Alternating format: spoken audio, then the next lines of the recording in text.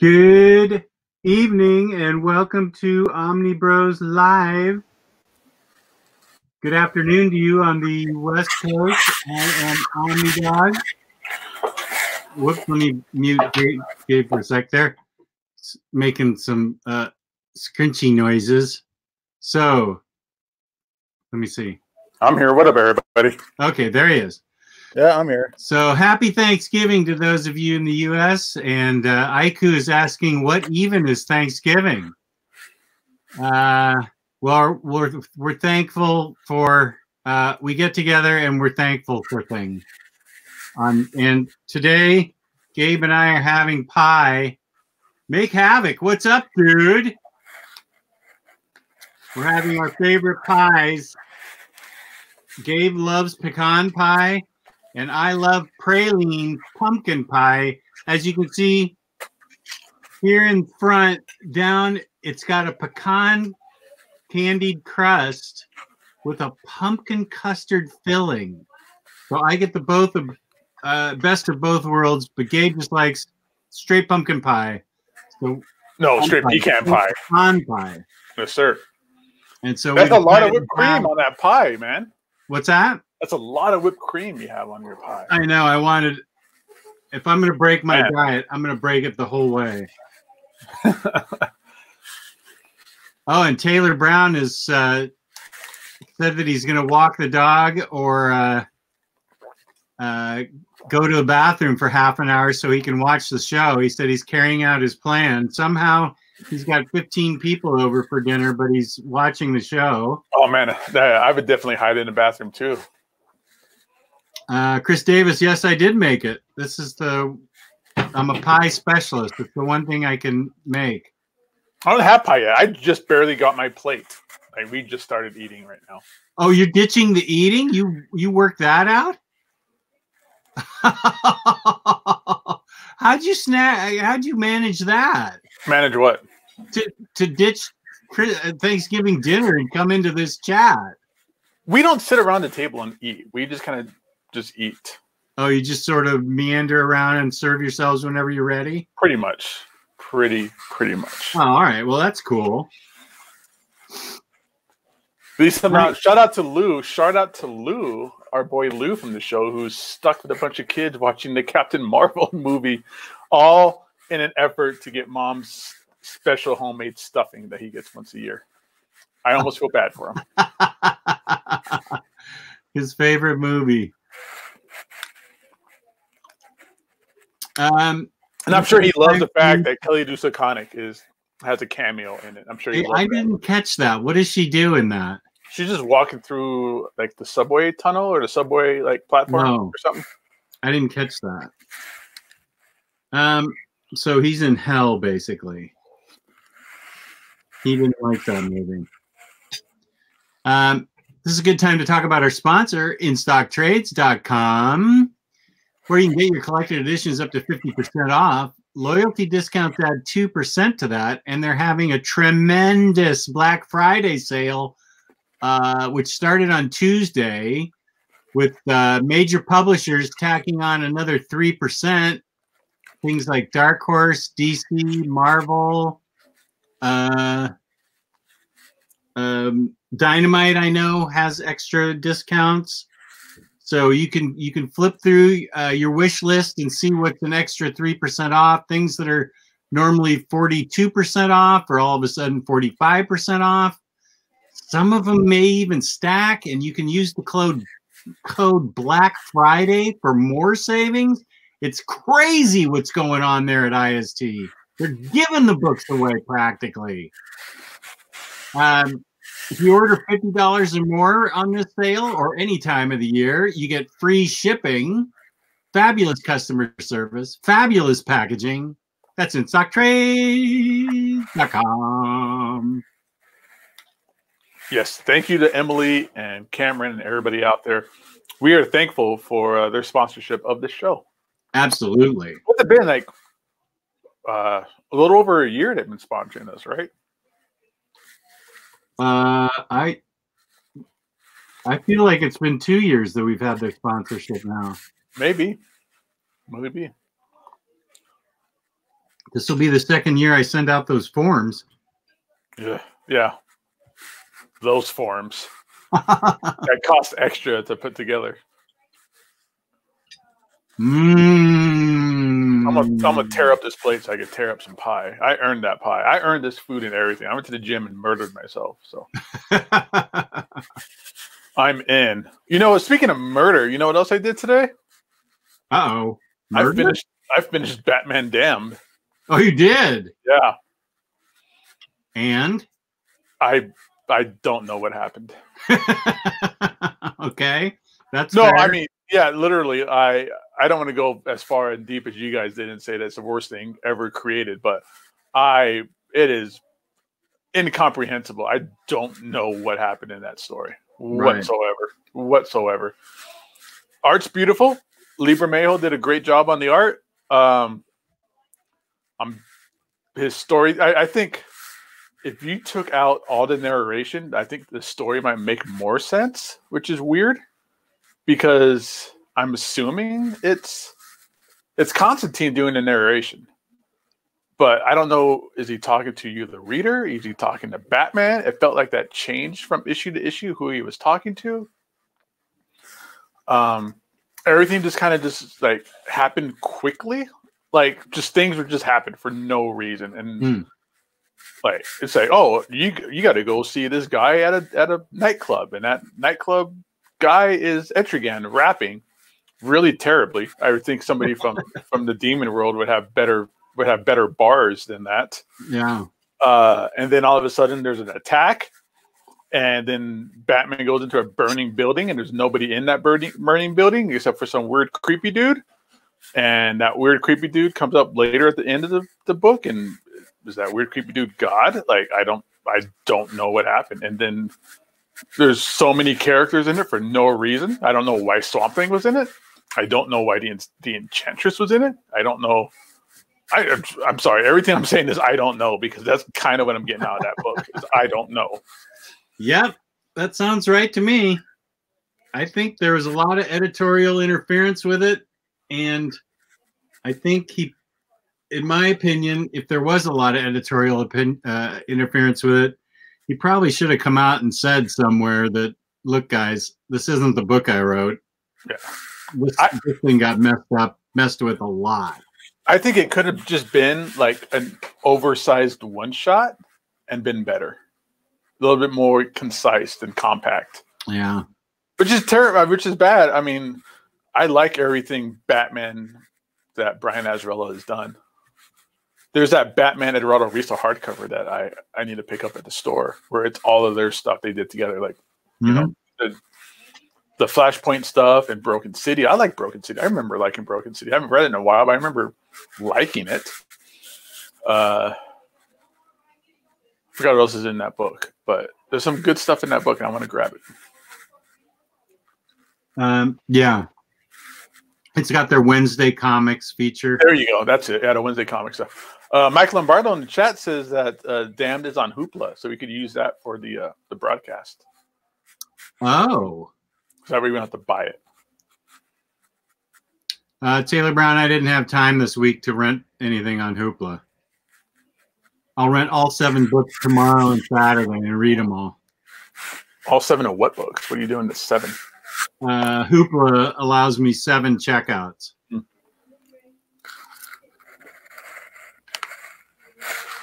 So, yeah, I didn't get to that. I had a busy week. For somebody with no fixed schedule, I had a very busy week. What? Explain Hoopla. I don't know. I hear people talking about it. I don't know how it works. Oh, it's a library app, and you check out it. If your library is cool, it'll have thousands of graphic novels and trade paperbacks for rent on your iPad or digital device. So Michael Lombardo is saying Batman Damned is available on Hoopla. And whenever I talk to Kristan Robertson or Taylor Brown and I mention a cool book, they always go, oh, it's on Hoopla. So they can rent it through their library, or check it out rather through their library. That's cool. So you need like a library card? Yeah. Okay.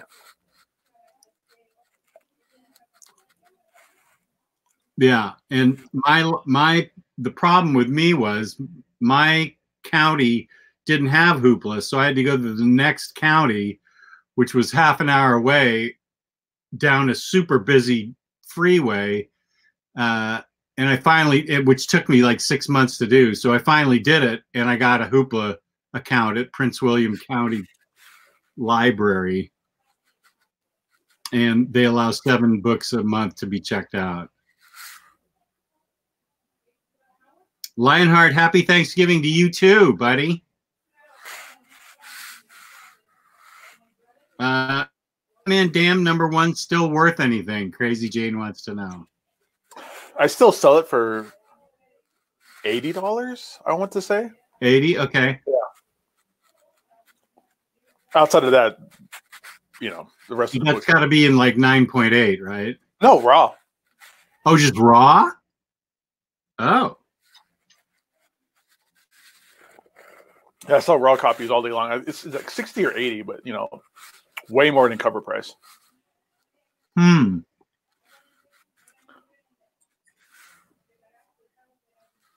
That's a crazy sell for IST. They're killing it.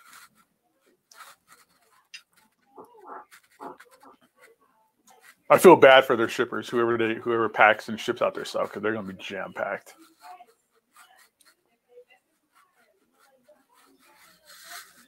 What's everybody's favorite pie? In the chat, tell us, what's your favorite pie for Thanksgiving? I know that Make Havoc says he likes banana cream pie. That's a good pie. I like that pie. I like almost every pie. I mean, I like pumpkin, but if I had a choice, it's pecan. That's your #1 pie?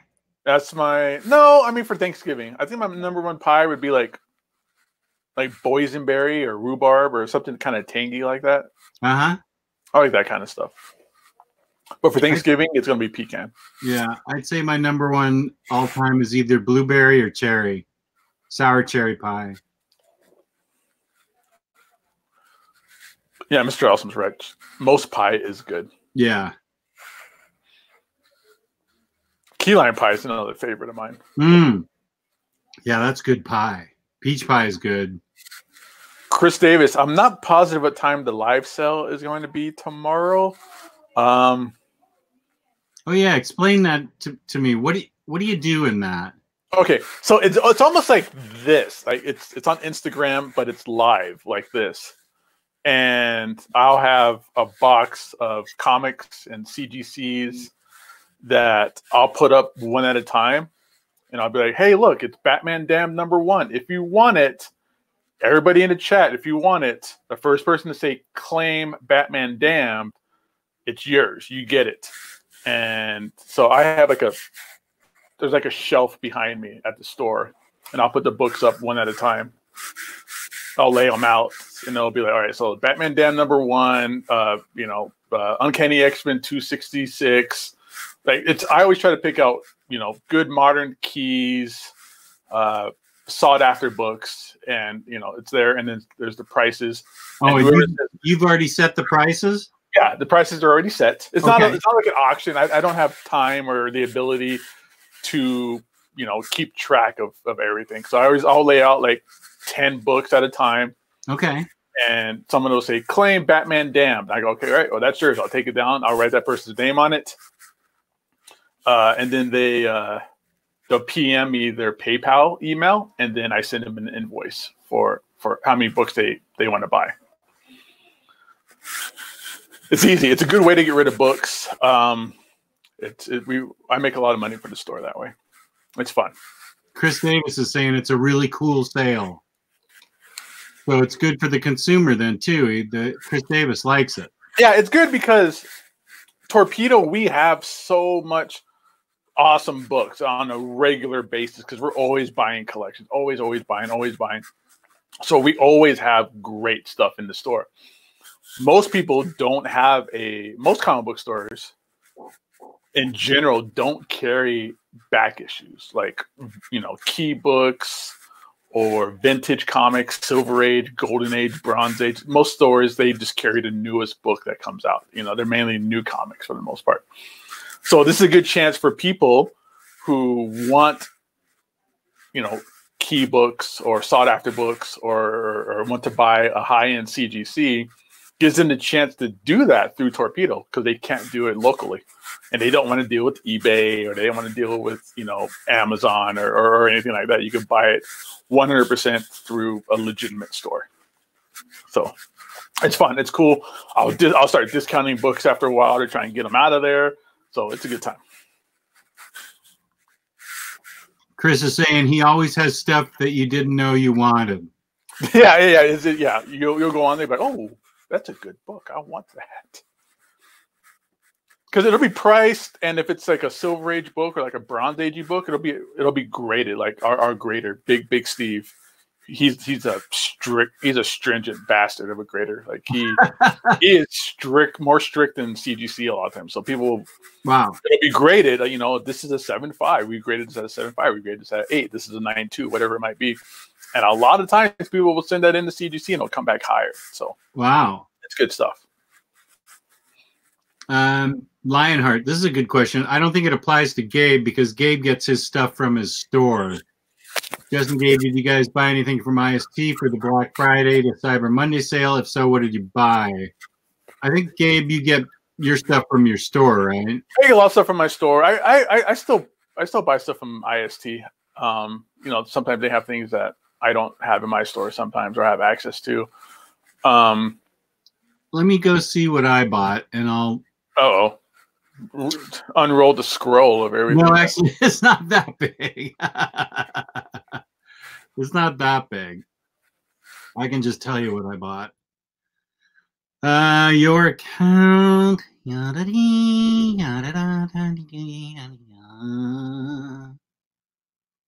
What? It hasn't been picked and sent yet.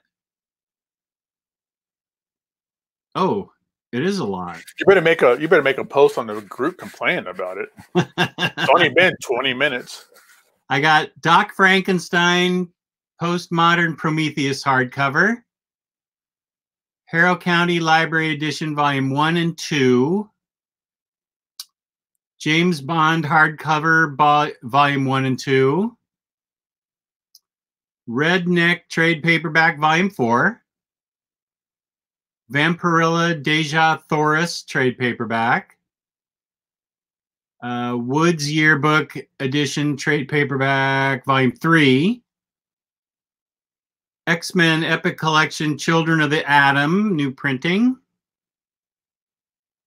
and Warlord of Mars Deja Thoris Omnibus Volume 1 and 2. And there was some big savings on that one. There you go, Lionheart. That's what I got. That's a lot. That's not a lot. It's a good amount though. Yeah, it was actually one of my, because a lot of the books were bigger books, so it's not a lot of books, but they're big books, so it ran up there. You're getting packing peanuts with all that stuff. I agree. Those library editions definitely are getting packing peanuts. Yeah. Hayden McGee, Akira is incredible. I just finished Volume 3. I was about to jump into Volume 4 because I needed to read something to kind of palate cleanse the confusion I got from Batman Damned. And then I realized it was like 15 minutes before the show started. So I'll pick that up later today. Volume 4, finish. I'll start that up. But man, it's Volume 3. God, it's the last like 20 to 30 pages is some of the most beautiful destruction that you'll ever see in a comic. It's like the coolest, like, I don't want to give too much away. I mean, as you saw the movie, you might know what's going on, but I'm not sure this was in the movie or not. But yeah, the last like 20 to 30 pages is just the most amazing just storytelling that happened. And then the last page, the ending, the cliffhanger is like, oh crap, something's about to go down. That's not good. This is the worst case scenario at the very, very last page. So I'm amazed by it. It's like I said before, I don't know if you heard it, but I've said it on here before. It's right up there with Watchmen being one of the greatest comics ever. And I'm only on Volume 4. It might surpass Watchmen. Wow. Yeah. I might have to read it. I think you should. Have you seen the movie? I have not. Okay. That's good. That's a good one for me to watch, huh? Yeah. It's not going to give away the book because the movie is literally like 75% of the movie is in volume 1. And like it's a lot more stuff that happens. A lot more stuff that happens. And so like I said, like Akira, the movie is one of my favorite movies. I love the movie. And getting to read the manga, and there's so much more material. It's like getting more of your favorite thing. Slaughter of the Apes. I am not peace and love. I am not buying that XMen box set. No, I am not buying that XMen box set. Nah, that's a bad idea. I mean, if you're a hardcore XMen fan like Omar or something like that, and you're in for it, good. But if you like XMen, that's not for you, I think. Right. You have to be absolutely in love, completist. Like, I need 100% everything to do with X-Men. Because honestly, Silver Age Marvel stuff is not that good. It's not really worth the time and effort to read it.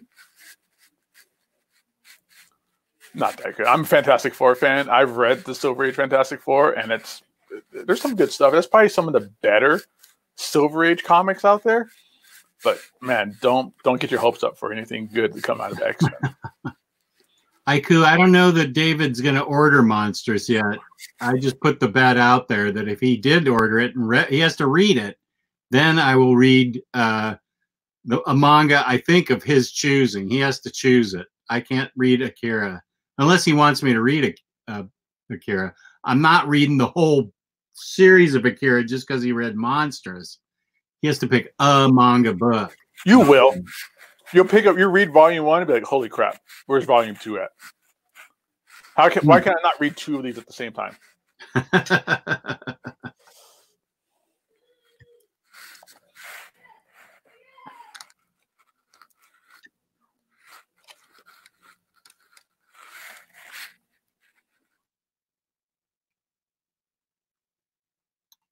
Oh, let's put this one up.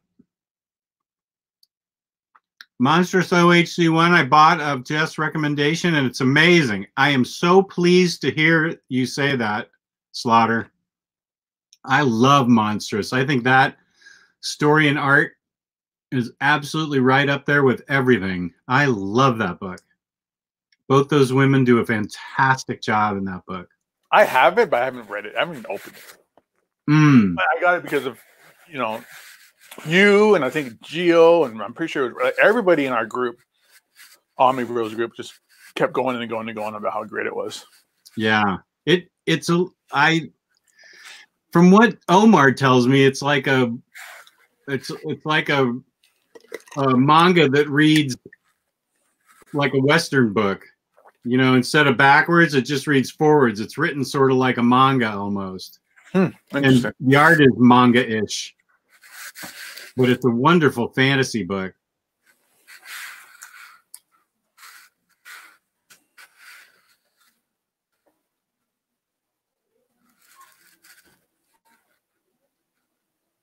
The Collector. What? Oh, this is a good question because I've been working on the essential books for December. Shoot, I don't have the list with me. I have I'm looking at marvelmasterworks.com, which is what I usually look at for have they been updating recently? I don't know. It doesn't look like it. They're pretty behind the ball on it.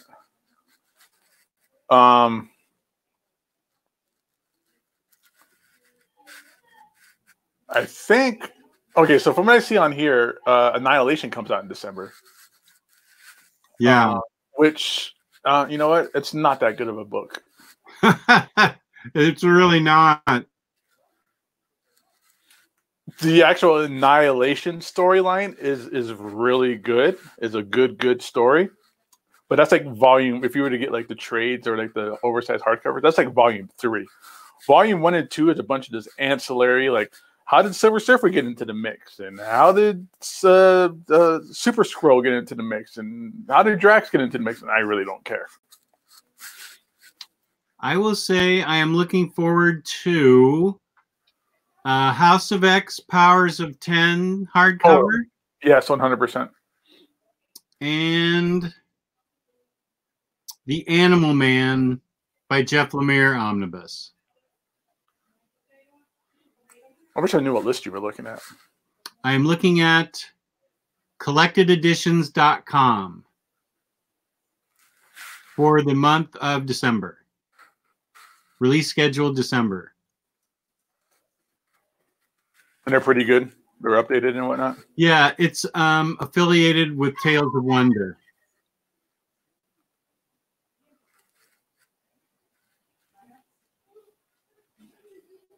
Release schedule December 2019. Let's see.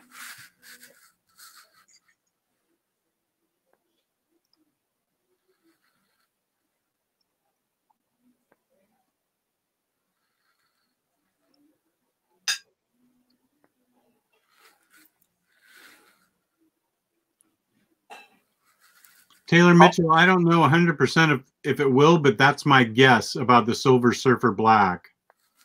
What about it? I didn't see the question. It's going to be treasury size like the X-Men Extinction books. That'd be great. I hope it is. They're calling it Treasury. Treasury Edition, the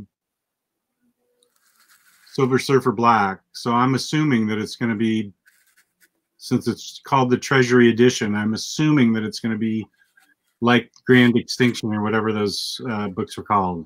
So I 100% agree with the House of X, Powers of X hardcover.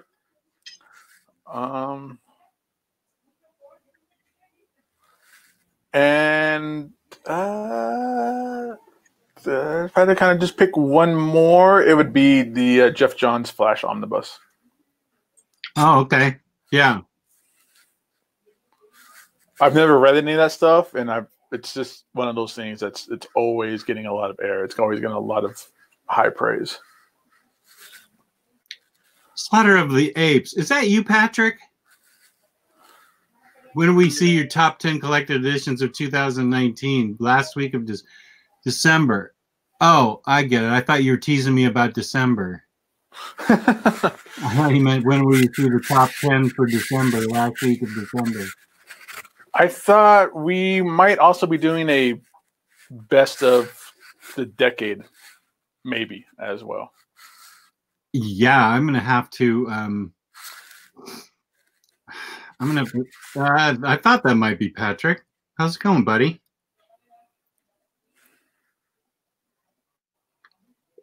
I don't know if I can pick the top 10 of 2019. I know what my number one book of 2019 is going to be. That's for sure. That was easy. I have a feeling I just read something that displaced my former number one. And I have a feeling the next thing I read is going to displace that. Oh, really? Yeah, it hasn't come yet, but boy, do I read a lot of good reviews about it. I hope you enjoy it as much as everyone else seems to be. Yeah. I know at least two. I have two on my list. I know right now off the top of my head. I'll have to just do some research or anything else for the rest of that. But. Chris Davis, Daredevil, if you mean the Bendis one, that is January.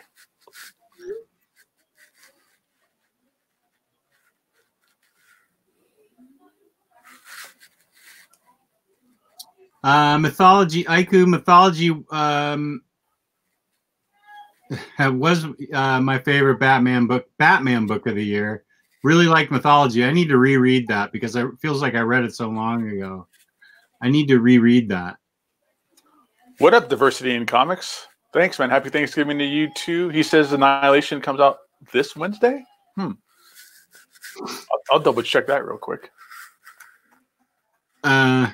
That's on the that comes out December 4th. Which is next Wednesday, yeah. Is it next Wednesday? Yeah. December 1st is this Sunday. The 30th is the 30th is Saturday. So never mind. Yeah, okay, cool. Right on. Yeah, if you can believe it. I'm all over the place, dude. Yeah, it's already end of the month, end of the year, basically. Yeah. These next few days are out of control for me, man. I'm not looking forward to it. I am, but I'm not. But it's crazy. Big Black Friday sales at the store. Big signing on Saturday. Ugh. Yeah, Shattershot is going to be a big book, I think. Diversity in Comics. Shattershot's going to be a popular book. It's a big, thick X-Men book. It's one that was actually good. Yeah, it's from what Omar was saying is that material in Shattershot was left out, not left out, but it wasn't in the Volume 2 Jim Lee Chris Claremont omnibus. Oh, so that fills in a gap there. So that might, yeah, I think that's going to be popular. I think there might be a mad dash for that for the X-Men fans.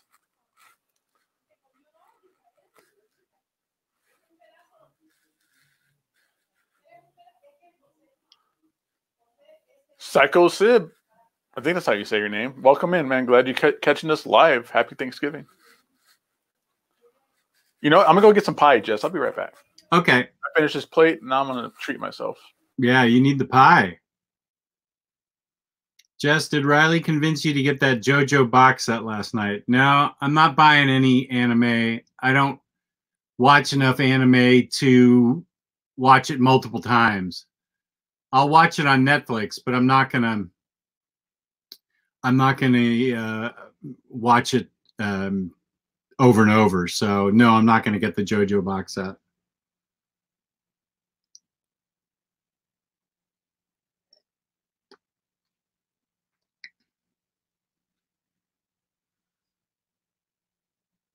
If you like Psylocke, Scattershot OHC is a must-buy.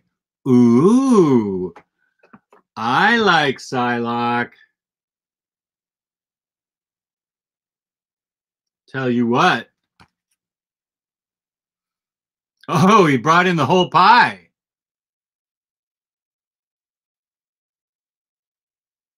All right, I'm ready. You just brought in the whole pie.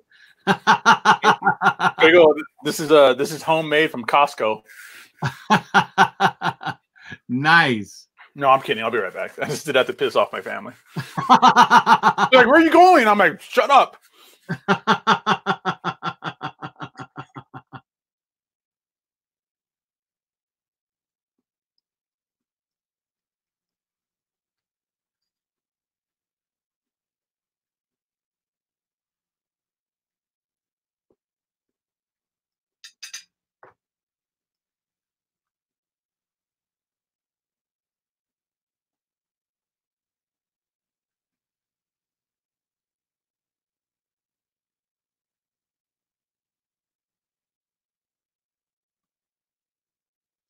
By the way, Jess, thanks for making me buy the whole set of the Wendigo Wave Marvel Legends. That Boom Boom and Nightcrawler. Wow. Those are good legends. Yeah. I have to say, that was a good set. That was a really good set. Sorry, Psycho Seb, but yeah, it is a really good set. Any news on the new Marvel figurines for next year, Jess? Maybe more classic X-Force to go along with your Omnis. I've only seen the next two waves that everybody else has seen. I haven't seen anything. I don't have any contacts in the action figure world, so I haven't seen anything new. Just the next two that everybody else has seen, the Fantastic Four and the Spider Wave. I'm up for some classic X-Force. I'd love a feral one. But yeah, I haven't seen anything, Slaughter. How about a top 10 root beer bath books for the decade? I could do that right now. I could come up with top 10 easily. I definitely could do that. I don't know if I want to dump root beer on them, but I could certainly name 10 books that deserve it. I think you guys probably already know them all by now.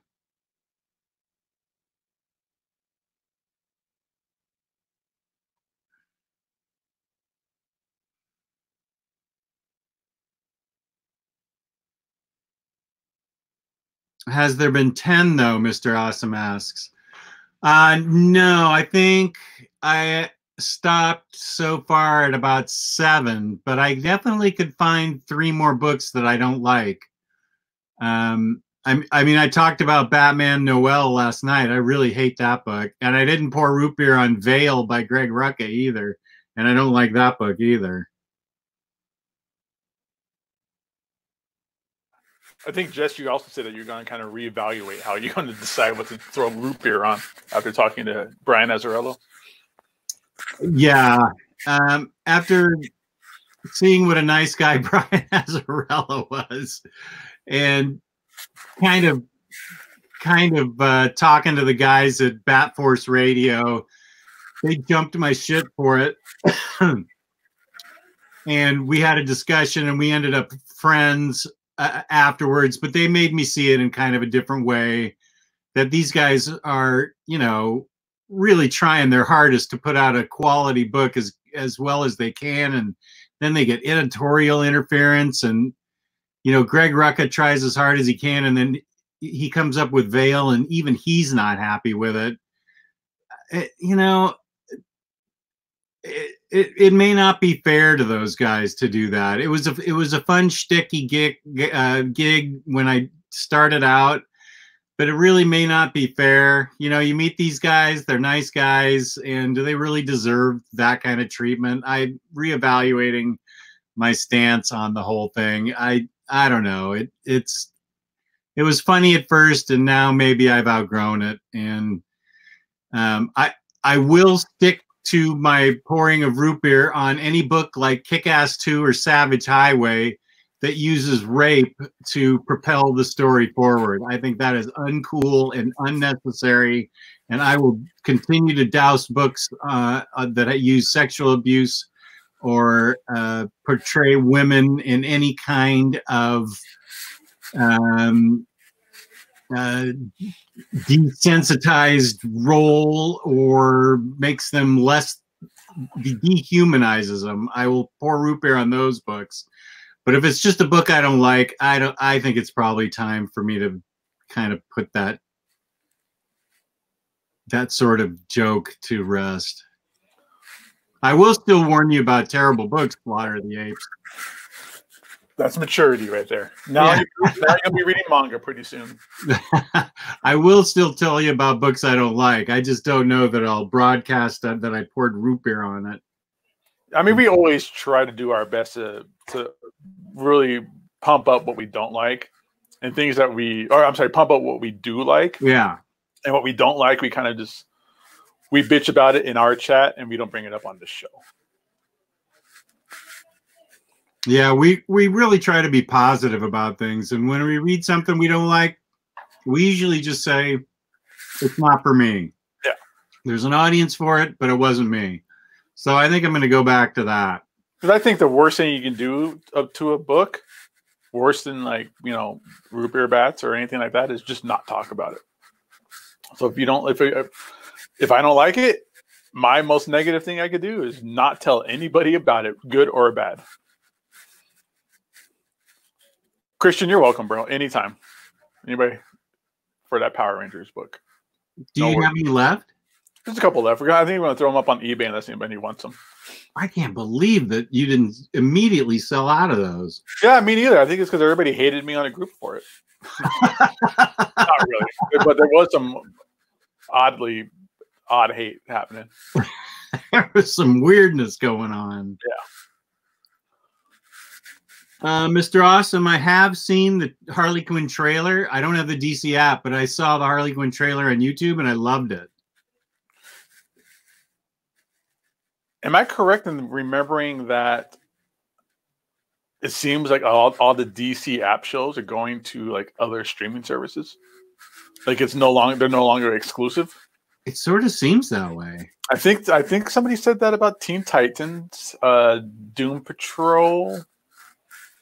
I think there might have been something else, but it seems like, yeah, they're not being exclusive. So that makes me feel maybe the app is going to go away. Maybe that service is going to go away. Maybe it's the rumor that it's going to get rolled up into whatever the WB conglomerate app is going to be. Who knows? But Disney Plus is awesome. Love Disney Plus. I love The Mandalorian. I think I said that to you earlier. That's outrageous. I'm not supposed to like Star Wars stuff, but that Mandalorian stuff is great. And now they got hot toys, and now I'm gonna sell a kidney. They were baiting you in the chat. Yeah, this morning hard. Yeah, HBO Max. I saw something that's going on HBO Max. Speaking of HBO Max, Jess, what's up with Watchmen? Holy smoke! That is one of the best television shows I've ever seen. I'm on episode 2. Sorry. That's fine. But yeah, so did you say 11 was out already? Did somebody say 11? Oh, I think it's going to be 10 episodes or something, and they're on episode 6 so far. 6. Okay, wow. I'm behind. Oh, it is amazing. I need to keep going because at the end of 2, I'm like, I don't know what's going on. I don't understand what this is all about right now. It is amazing. Wow, is it good television? Yeah, I know, Mike Lombard. We talked about this in our OmniBros chat. Something's wrong with me. First, I like manga, and now Star Wars. Like, ugh. I know. I'll still stand behind the fact that Star Wars has not been good in 40 years, outside of the original trilogy. But I'm not going to worship at the altar of the original trilogy like some people do. Yeah, just as crazy. He went to the black market, like the back roads. You got to know a guy who knows a guy to get like super edited, remastered Blu-ray 4000K original trilogy print, and he's now pushing it on everybody in our group. Those things are beautiful. I'm looking forward to Teen Titans season 2. I haven't seen season 1, but seeing that Nightwing is going to be in season 2, I'm excited to see that. Well, here he is after watching Captain Marvel. Oh, Jesus! I love my family, but they put me through that. It was worth it. It was worth it for the stuffing. For your mom's stuffing? Oh, it was totally worth it. What is in it that makes it so good? Love. Sausage or something? Love. That's what it is, and it's amazing. Love. What's up? What are you guys talking about, man? Everything the chat wants to talk about. We were just talking about not Doom Patrol. The Mandalorian, Disney Plus, Watchmen. Now you've been binging hard on Watchmen. You're caught up, aren't you? I am caught up. Yeah. I am actually 4 episodes behind. I'm gonna sit down with it this weekend. Oh, you're the one that got me started on it. I know. I'm really behind on it. It made you feel something you've never felt before, Jess. You don't have to broadcast it to the chat. We'll leave them. No. We won't say what it is. We'll just leave them. Leave them to guess what it is. Let them same feeling Luis gets when he eats his mom's stuffing. I almost want you to send me some of that stuffing just to see what the hype is about. Oh my god, dude, it's incredible. But everybody says that about their mom's cooking. That's true. That's true. I've eaten some people's mom's cooking, and it's gross. There's some moms out there doing their kids wrong. Now, are you the cook or is your wife the cook, Gabe, in the house? Today it was Smits was the cook. Okay. Cool, man. For anybody out there who doesn't get it, Smith's is a grocery store, and you can actually just order your food, like the entire family meal, and they'll cook it and prep it for you. And they give it to you, and you bring it home and just heat it up. Is it good? It's pretty good. It's good. Yeah, it's decent. It's not that expensive, and no one has to worry about, in those crazy white people movies where they're worried about who's going to ruin Thanksgiving with their cooking. None of that. So I will say the pie that Jess made looked amazing. It was. Well, take a look at my pecan pie. Oh man, it's pieces. I'm starving. I'm starving. Are you guys grabbing anything for Black Friday? Like I did all my Black Friday shopping this morning on Amazon. my daughter told me she actually does not want to play Fallen Order. She wants to finish Tomb Raider, so we are not doing that. Okay, okay. That was our only Black Friday interesting thing, was the Jedi Fallen Order thing. So yeah, well, I'm mostly. Huh? I was saying, just dodge that bullet. Doesn't have to go see people to go get that game now. It's yeah, it's my plans for pretty much the rest of Black Friday are to sit down and watch The Irishman, because I've been dying to watch that. All 3.5 hours long. that is a commitment. It's Scorsese. It's Scorsese, Pacino, and De Niro, and Pesci. I'm like, I'm in. You have me for 3.5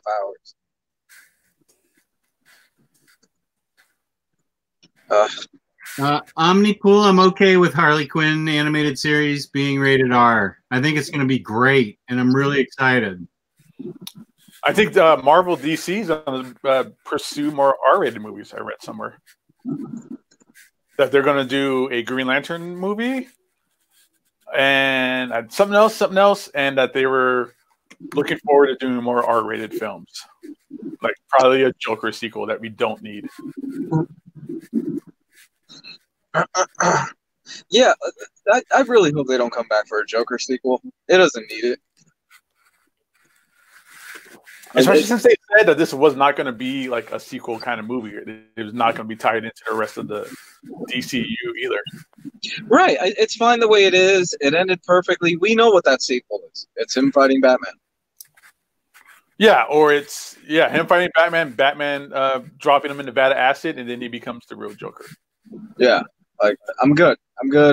We don't need to do anything like that. There were even rumors about having Todd Phillips do a Mr. Freeze movie, which I'm like, that could actually work if you play up a sympathetic angle.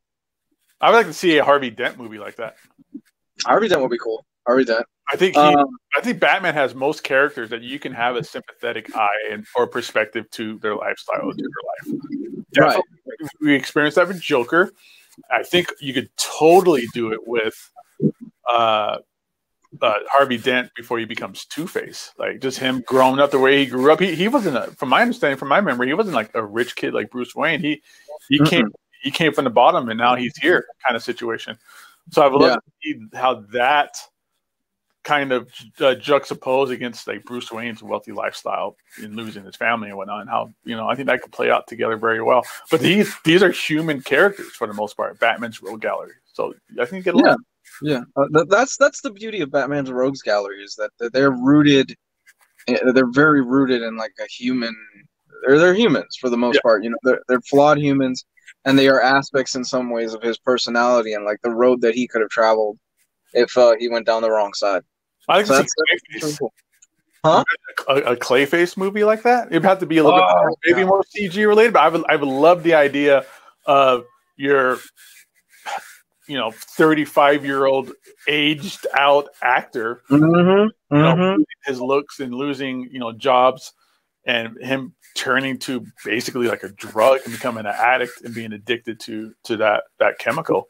Well, you could easily do a body horror film out of that. Something along The Fly or something like that. Like, you could really go nuts with the right director, and you could do a really crazy body horror film. Why are we talking about stuff that's never going to happen? Because now I want to see that Clayface movie where it's a body horror film, where it's that's a good horror movie. That could be that could be what we were hoping New Mutants was going to be.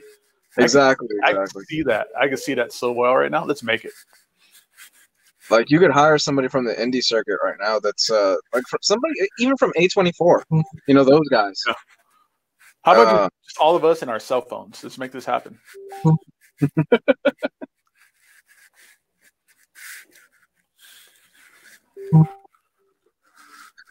Man, I want to see it. But who would be a good director? That's the thing. Somebody good with body horror. Not the guy that did Dr. Sleep. You really didn't like Dr. Sleep, huh? Has anybody else seen it besides me? I have. I haven't. I had a chance to go to an early screener, but I didn't get to go to it. I've been meaning to, because I just saw The Shining for the first time, like a month ago, and I loved it. I've been catching up on a lot of classic stuff. I just saw The Big Lebowski this past week. Yeah. Great fucking movie. I love The Big Lebowski. The best. Oh my God. Jesus killed me in that bowling. I started dying laughing. With the greatest rendition of Hotel California ever. Oh, it was so great. The music, oh my God. It was so great. Flea gets killed, not killed, he gets hit with a bowling ball in the chest. I know. John Goodman killed me in that whole movie, man. I was rolling on my side. Oh, he's so over the top in it. He is so goddamn great in that film where he's interviewing the kid. He's like, I think he was about to crack. Oh my, and he looks at the kid deadpan and he goes, do you know what Vietnam is, son? It's such a great movie. It's a classic for a reason. I see why you love it, Jess. Oh, great. You were the one that turned me onto it. You're like, you have to see it. It's a great recommendation, man. Oh, good. I'm so happy you liked it. Oh my God. I can't see it enough. I mean, I could just turn it on any time and get something new out of it. I just love it all. Yeah, I love the hell out of it, man. Have you heard the theory that what's his face? That Donnie is actually a figment of John Goodman's imagination? No. It doesn't hold up. It doesn't hold up, really, but there is a strong case for it because Lebowski never makes eye contact or directly talks to Donnie throughout the whole film. Yeah, but they scatter his ashes and get covered with it at the very end. Right. Walter, That's the fuck thing. everything up. Huh? When he says, Walter, you fuck everything up. When he scatters the ashes and they blow all into him. That's why it doesn't hold up that well. But yeah. It is an interesting theory, and there are certain moments where I'm like, you know what, it kind of works. I had never heard that theory. I did hear, I think you might have recommended The Descent to me. I can't remember, but the movie that we just reviewed for the horror show I do? Yes. Where'd you go? Oh. There's a whole theory out there about The Descent, about it's all psychosis in the main character Sarah's head. Really? Yeah, it's well laid out on the internet, on YouTube. No, I haven't seen the movie. Oh, you haven't seen The Descent? I have not seen The Descent. Oh, well, then I won't go any further. You can watch Jenny's and my review of it, but don't let it get spoiled for you. Okay. But it's a good movie. I mean, this is a really good acting job by these women in the movie. They are fierce in this movie. Made the new Hellboy movie, which was trash. Oh, yeah, that was the guy? Same director. Huh? Oh, that's too bad. Yeah, that was I believe. Oh, that's another example of that. Yeah, Hellboy is another example of just the studio getting in the way, like Batman Damned. Yeah. Wow. Yeah. The Descent was Hellboy was a behind the scenes. Yeah. Didn't the director go off for 8 weeks or something and have an affair or something? For Hellboy, something like that. Yeah, I forgot what exactly. Like some talk about him leaving with an actress in the middle of the shoot or something like that, and he had an affair. Yeah. Something weird. So, which just shows how much nobody gave a shit about that movie. Which is a shame. Well, anyway, you should see The Descent. It was good. We enjoyed it. We reviewed it last Saturday or Sunday. And there's a whole theory on alternate take on it. It's really interesting. You still need to see 1408. Yeah, I do. We're reviewing it this Saturday, and I haven't seen it yet. So, yeah, I kind of need to see it. No, have you seen the Netflix show A Haunting on Hill House? No, Jenny wants me to see it. She's seen it and loves it. Jess. You got to see it. Yeah. You have to see it. There's an episode, I think it was like 4 or 6 or something like that, where there's a huge reveal and it's a complete mindfuck. Ooh, that sounds It's good. Really, it's the really same guy. That's the same guy that does Doctor Sleep. Yeah, he directed Doctor Sleep. Yeah, unfortunately. I bet I love Doctor Sleep. I need to go see that. I need somebody else to see it and tell me what happens. Did your wife like it, Gabe? Yeah, but I mean, she's not hypercritical like we are about things. Not even hypercritical, but hyper aware of that kind of stuff. Right. Now, have you read the book, or were you a fan of the first Shining movie or anything like that? I love the first Shining movie. I love the first book. So you have read the first book? Yeah. I know the details and not the ins and outs, but I'm pretty familiar with that universe and whatnot. Yeah. And I guess I haven't read the new book, but I hear by Stephen King's the stamp of approval that he diverts from it really hard in like the third act. Yeah. Huh. Okay, now I'm curious. I really need to see that. I need to sit down and watch it. Because I know King famously hated the original Shining film. Yeah. I want to watch that Steven Weber, the miniseries they did. That's more to the book. I don't know if anybody's seen that, but yeah, they didn't redo it, but somebody did another Shining that is an adaptation of the book. I think Steven Weber from Wings was the star. Wings. Oh man. Slaughter of the Apes wonders, what are the next big reading projects? I think Gabe's gonna finish Akira. Yeah, I'm almost done with Akira. After that, I mean, yeah, like you said, dude, like I have not been this excited about reading in a while, so I'm really I'm still going full force with it. You've been hitting it hard, man.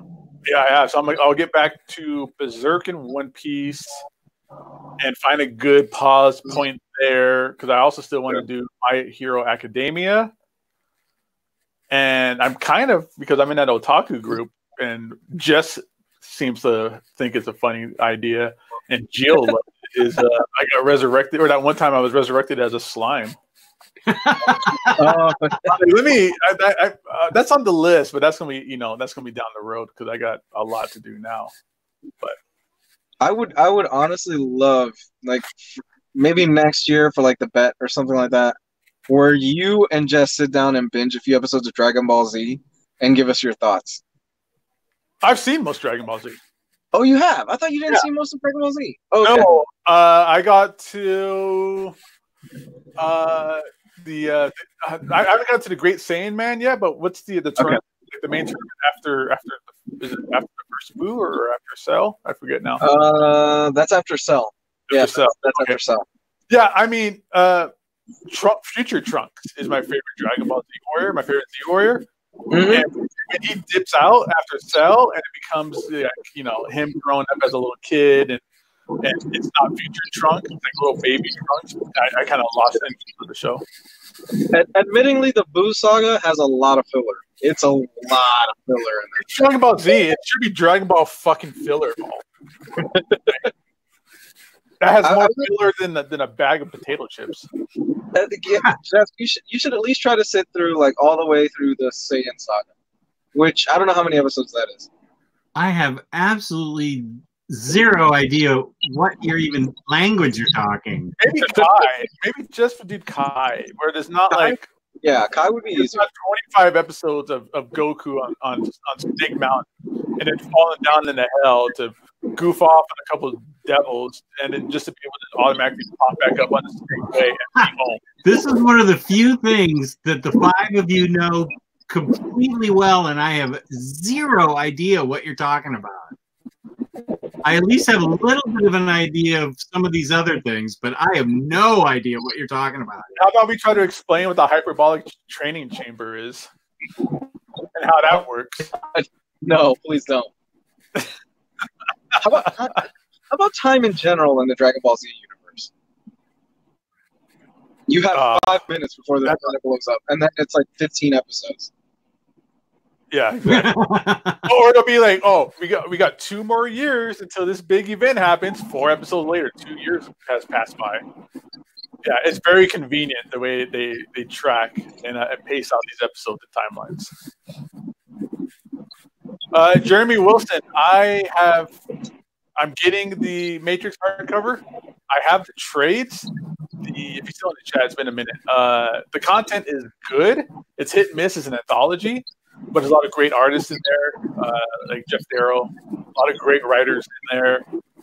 So with that many writers doing that many miniseries, it could end up hit and miss. I love it because I'm a big Matrix fan, and that's the kind of stuff that I love. Is more of the same. Yeah. It might be different for you, so mileage may vary, but it's awesome. Did you ever see the Animatrix? I have it. Yeah. Oh, cool. Yeah, I like the Animatrix. It was really cool. Seeing the backstory about how humans got to where they were and everything like that. I really dug it. I like the stories where it wasn't quite tied to like the main characters or that main storyline. That one episode when those kids are playing in that like destroyed building or abandoned building and the gravity doesn't work quite right, and then that's when you realize it's the Matrix, and then how they cover that all up. It's really interesting to see the normal world, find the Matrix as well. So it's really cool. I like that kind of stuff. I love that movie. Yeah, I'm super excited for the reboot for the next one, which I'm gonna guess it'll be Matrix Rebooted or something like that. They'll call it something like that. I'm nervous because they're going back to the well, but I'm happy at the same time because they're bringing back the original cast. It'll be interesting. It's going to be interesting. I'm really hoping, we talked about this in the chat, but I'm really hoping they do the concept of the transgender character, Switch. Yeah. Because they could do a lot with that character-wise. I think they could do that and get zero pushback. Oh yeah, 100%. Because it's 2019 and because they're transgender themselves, and the character switch genders like in the Matrix and then on the ship. So what ended up happening was in the ship and female in the Matrix. Yes. So what ended up happening was there's a character in the original Matrix movie in 1999 named Switch, and she's the white-haired woman. And what the original concept was, they dumped it because it was 1999 and things.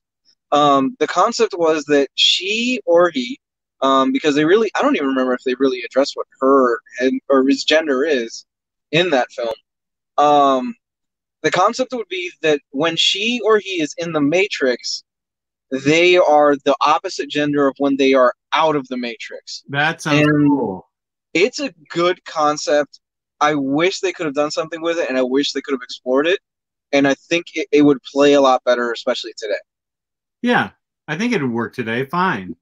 Yeah. I think it would have zero blowback today. Oh, I'm sure.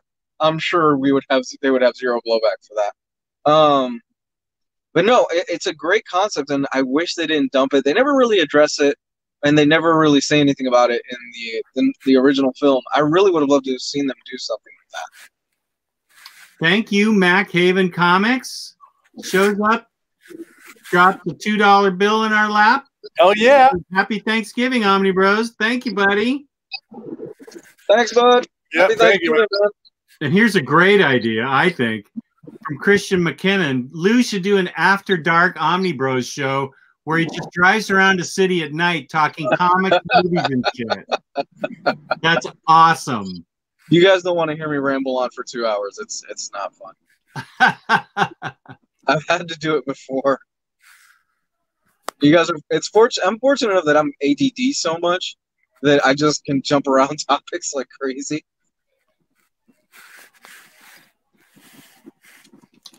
Here's a good question. I have an answer, but I'm going to have to probably get up and look. Okay, let me put it up. Sure. What are your favorite dystopian comics? Speaking of the Matrix, from Slaughter of the Apes, what are your favorite dystopian comics? Favorite dystopian comics? That's a good question. Now let's make sure we understand dystopian. That's a bleak future, right? Yes. It doesn't necessarily mean, well, it's usually doesn't necessarily associated. mean apocalyptic, right? Right, exactly. It could be like Big Brother or something like that. Yeah. Well, does Lazarus count? You son of a bitch! You stole it right from under me. Yeah, I got Lazarus from you. God damn it! That's my favorite. Ah, you took it right from under me before I was going to say it. And you knew, too. You knew I was going to pick that one. You can pick it, too. It's a great one. It's Lazarus. It really is.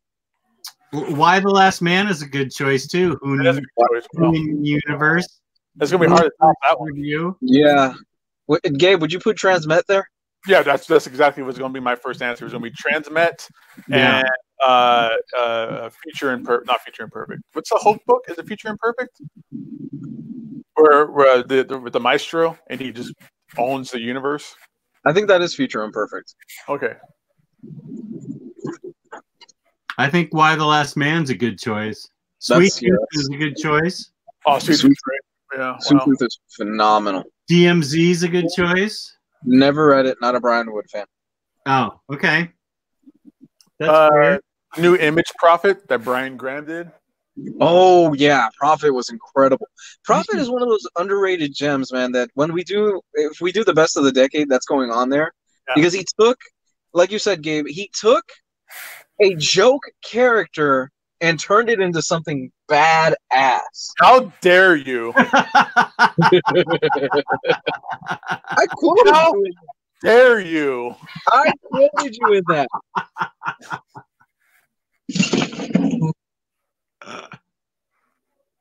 I quoted you in that, sir. I'm not. Oh, he left. What did you get, man? Private Eye by Brian K. Vaughan. That's a good one. Someone said in the chat. I just said something, and Lou messed me up with his heretic outburst.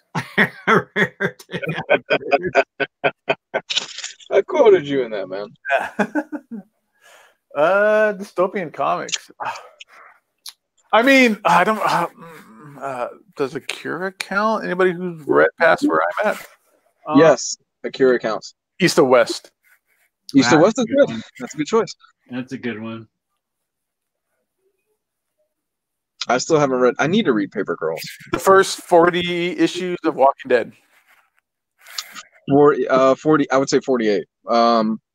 Before that big.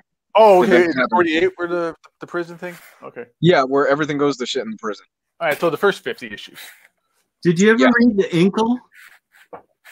No, I haven't. I remember you sending it to me, and I still haven't read it. Yeah, I'm wondering if that counts as dystopian. What do our European readers think about that? Jess, we don't read European comics. Come on. I read it. But do you want to read any Japanese comics? Wow. I will.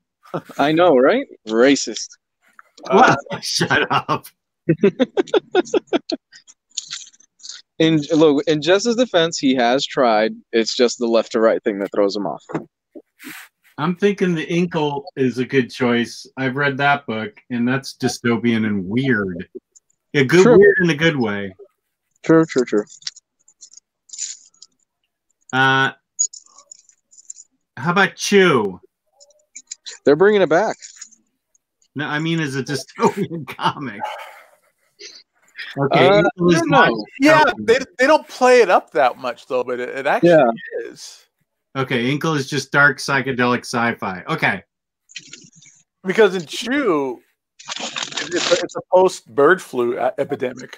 Okay. Oh, excuse me, but does the bird epidemic, did it kill off like a bunch of people? Yeah, it did. Okay. All right. It did. And I don't remember them playing it up that much. Like that was not mentioned a lot. I'm excited that he's bringing it back, man. I hope he brings back Rob Guillory. He is. Yeah, no, he's coming back. Okay. Yeah, he Layman posted up a Twitter picture today of a preview of it, and Guillory is back. Another dystopian book, Revival. I honestly don't think you could do Chew without Guillory. Yeah, Revival's great. I think Revival's more of a horror book. Is it? Because I mean, it's everybody. Yeah, maybe. Okay. Fine. Pull the rug right out under me. That's been happening a lot tonight, Gabe. Yeah, no. What's going on? I know the Massive from Dark Horse. Oh, that's a Brian Wood book, I think. Wait, who wrote that? I have to say hi to you. What was that? Did your cat just say hi to you when you came home? Yeah, pretty much. Wow. That is a Brian Wood book. I still liked it. I still like The Massive, and that's a dystopian book. That's a Brian Wood book, but I don't care. Hey, girl. Well, I still spend some money on it. That Brian Wood's go-to is dystopian books? That and touching people. Oh. Or whatever the accusations were. I forgot what it was. I think it's for. I think you're right. It's for being a creep one way or the other, I believe. But. Yeah, basically.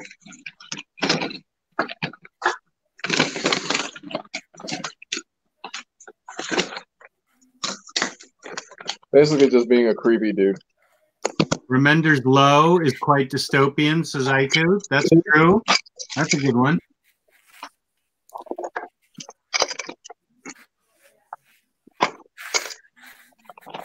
I think I'm tapped out. I don't know any other dystopian films I can think of. I'd have to go into the next room and start looking. Because I know every time I pick up an Image book, it seems like it's a dystopian future. So I know there's plenty of Image books, but I'd have to get up from my seat and start looking. There's always something going down, and yeah, Image is just one of those. Image is a victim of their own success at this point. What about Hard Boiled? Anybody read Hard Boiled? Yeah, the Jeff Darrow, Frank Miller book. Yeah, that was a good book. I love this book. That was a good book. That's back when Frank Miller was rocking it. That art in it. Oh, man. Look at that fat bastard getting a bath from robot chicks. How many horrors are in the book?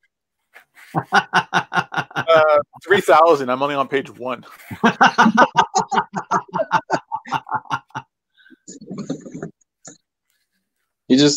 Maybe he just has to get it out of his system every time he writes. He just can't write a book without a horror in it. Some people just have those go-to familiar, characters. Yeah, that's true. I really do picture just Frank Miller every time he introduces himself. Hi, I'm Frank Miller. I like horrors. That didn't happen when I met him. I forget, you met Frank Miller. Was he pretty cool? Yeah, he's a great guy. He was a lot healthier looking than earlier pictures I've seen of him. Yeah, there was a point where he looked like Freddy Krueger. Yeah, and I mean, he's still sharp as a tack and witty and just, has a presence to him. Good guy. I mean, he looks 80, but I think he's only like 15 years old. He lived, a rock star life in the 80s and late 70s, early 80s, man. That'll mess anybody up. Look at Jess. I don't look like Keith Richards, man. Take it easy. You know what? No, I could totally see Jess's life going the Big Lebowski route if he made different choices. I can totally see that, to be honest. I actually sort of agree with that. If there weren't a few key moments in Jess's life, I'm pretty sure it would have ended up like something like the Big Lebowski. I don't disagree with that. I think you're kind of right. We've got a lot of dystopian answers in the chat. Martha Washington, that's true. Sweet Tooth, we said. Tokyo Ghost. Gabe's favorite book, Crossed. Oh yeah. Dark Knight Returns. Joyride, yeah, that's a dystopian. That's a great book, dystopian. Rye. 2099. I'm not familiar with that series. Valiant books don't count because they're Valiant, just dystopian itself. Yeah. In the Shell, not familiar with it. Marvel's Ruins. Injustice. Taylor Brown's back in the bathroom. He's back in the bathroom to watch the show. I'm happy we're providing entertainment for people that are waiting in lines for Black Friday. Judge Dredd. I love Judge Anderson. That's what I need more Judge Anderson books. She's great. Yeah, I used to love Night Court. Okay. Night Court was a great show. Not that Judge Anderson. What was her name? Judge Anderson. She was so hot. What was her name? Marky something. She was so great. What, Night Court? Yeah. I don't remember. All I remember, because Night Court was, I was so young. Night Court, all I remember was Moose. Or Bull. Moose. He was a street magician, and Saturday Night Live plucked him off the street. Harry Anderson, or whatever his name was. Is that true? Yeah. Holy crap. Wow. He did an audition for Lorne Michael, I think. And then he ended up being on Night Court. Marky Post. Oh, and Michael Lombardo just verified it for me. She was smoking hot. Is that the other attorney lady? The defense attorney? Yeah. Okay. Hey, Jake Borgerelli, I was just thinking of you. Do you collect vinyl at all? Uh-oh. Run. Oh, no. Never trust me phrases a question that way. Oh, no. I was just thinking of you this morning when I got something. You do collect that? Did you get that Bad Brains email this morning, Jake? Are they releasing a vinyl? It's on colored vinyl. Ooh. Oh, you used to. Okay, you don't anymore. They're reissuing the Bad Brains, the Yellow album, banned in DC, on colored vinyl. I'm getting it. I was just wondering if you were interested in it. Now, what is the rare Beatles vinyl? There is one that's particularly rare, correct? I'm sorry? There is a Beatles vinyl that is very rare, correct? There's a few that are, yeah. Okay. The one that everybody knows that's, oh, wow. Forgerelli has the original Pay to Come by the Bad Brains. That's amazing. The one that everybody knows, the Beatles album that's rare is oh,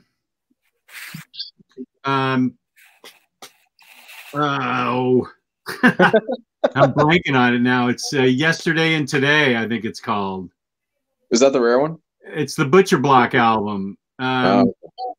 It's got baby dolls on the cover. Yeah, it's got. They started out because they hated the way they put out an album in England, and then the album gets reissued in America, and the American record company would move all the songs around and chop it up, they felt.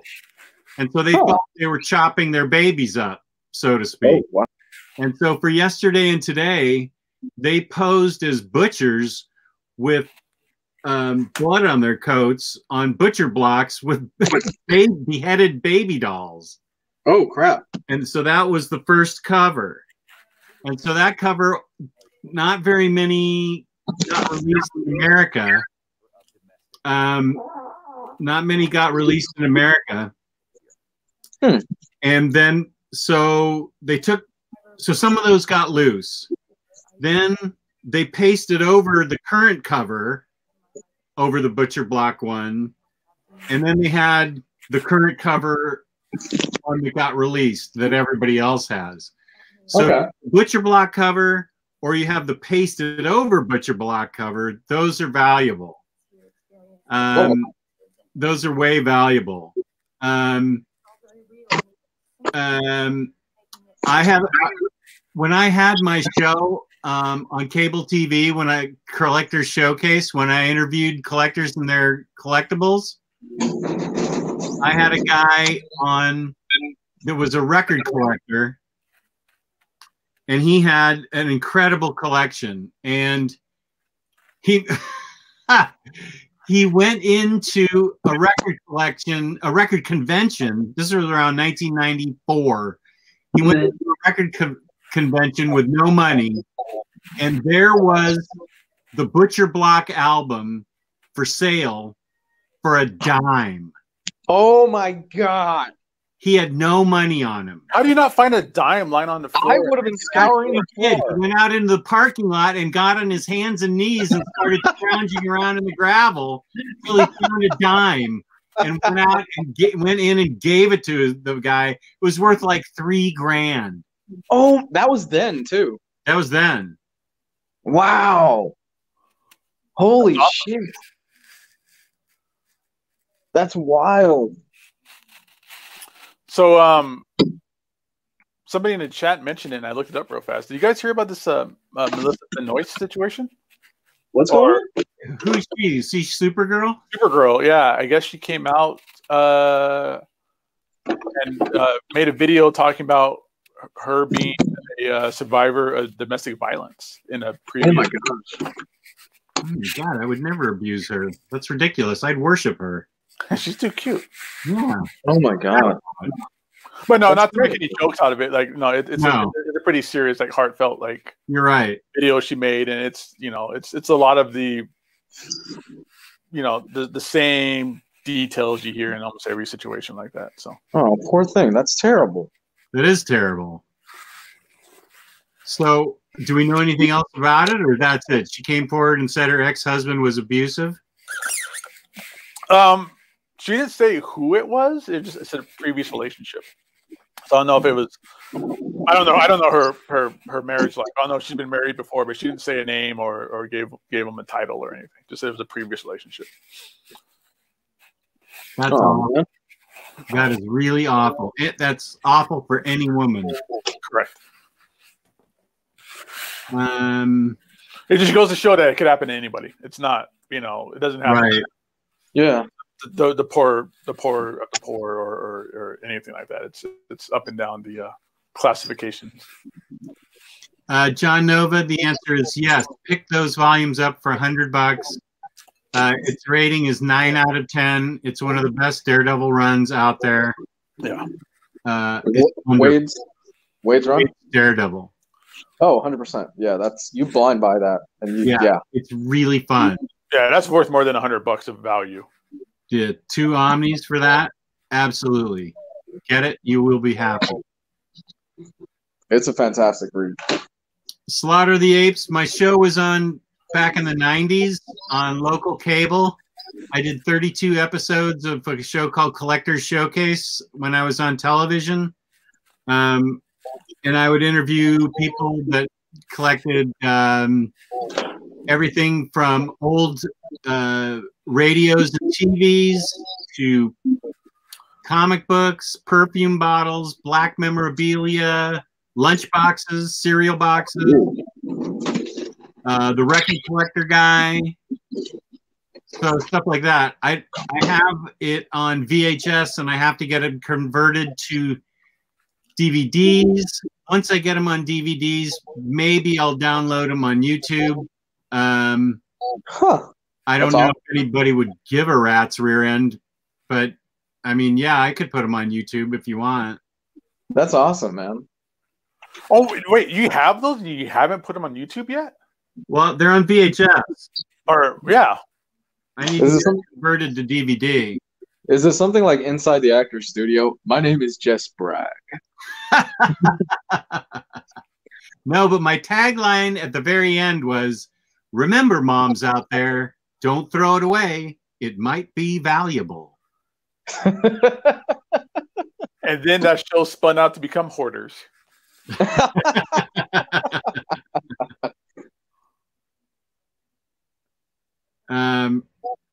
I know that Taylor Brown's coming to visit in May and go to AwesomeCon with me, and I promised him I'd have him on DVD by then, so I'll have them transferred sooner rather than later. Sweet. Yeah, I'm with Mike Lombardo real quick. What's black memorabilia? I had him on twice. He was very interesting. His whole thing was that knowledge was power. And True. He's the first one that told me about that Coal Black and the Seven Dwarves or whatever. Oh. That cartoon. Okay. Never heard of it. Well, that's on the 11 racist cartoons that you can see on YouTube. And he said there was no way Warner Brothers was ever going to let that thing be released. But he always felt that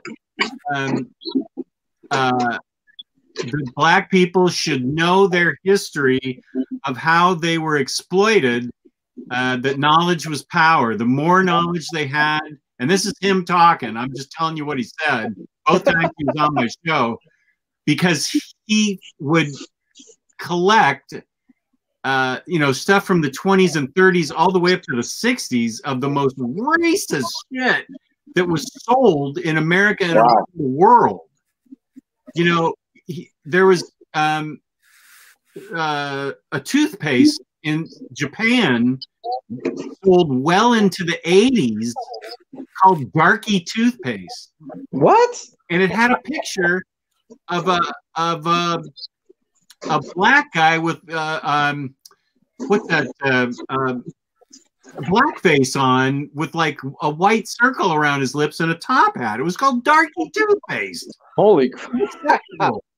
Wow. So we had a chew to that. I want to see this episode now, or these 2 episodes. Yeah. That's really interesting. I like the idea that he's cultivating all this stuff to show like don't forget what this country originally was about. He's such a good guest. It does seem like that's the kind of stuff that gets swept under the rug, and they don't like to bring it out as much. Right. He was the perfect guest because he wasn't nervous and he came prepared and he was well spoken. That was so good, because I'd have guests that were really nervous and they get dry mouth and they'd be like, water, dude, just relax. It's just cable TV, it's not the Super Bowl. Just relax. And, but then, there was a chain of restaurants that I remember when I was 6 years old, when we moved to California. This was 1965. It was Sambo's, and there was paintings all along the wall, just above the ceiling, of the tail of little black Sambo, who ran and ran and ran until the tigers turned into butter for his pancakes. Oh my God! Was named after Little Black Sambo. We've talked about I just went in there and ordered pancakes because I was 6. We've talked about this before, like those cartoons. We talked about them on the show. Yeah. That's all really interesting. I've never heard of Sambo's before. Well, yeah, Denny's bought them out back in the 70s. Because there was a Sambo's where I grew up. It was just called Sambo's. They took down the little turbaned black kid that was running around with tigers chasing him. We need to bring that back. Yeah, how good were these pancakes?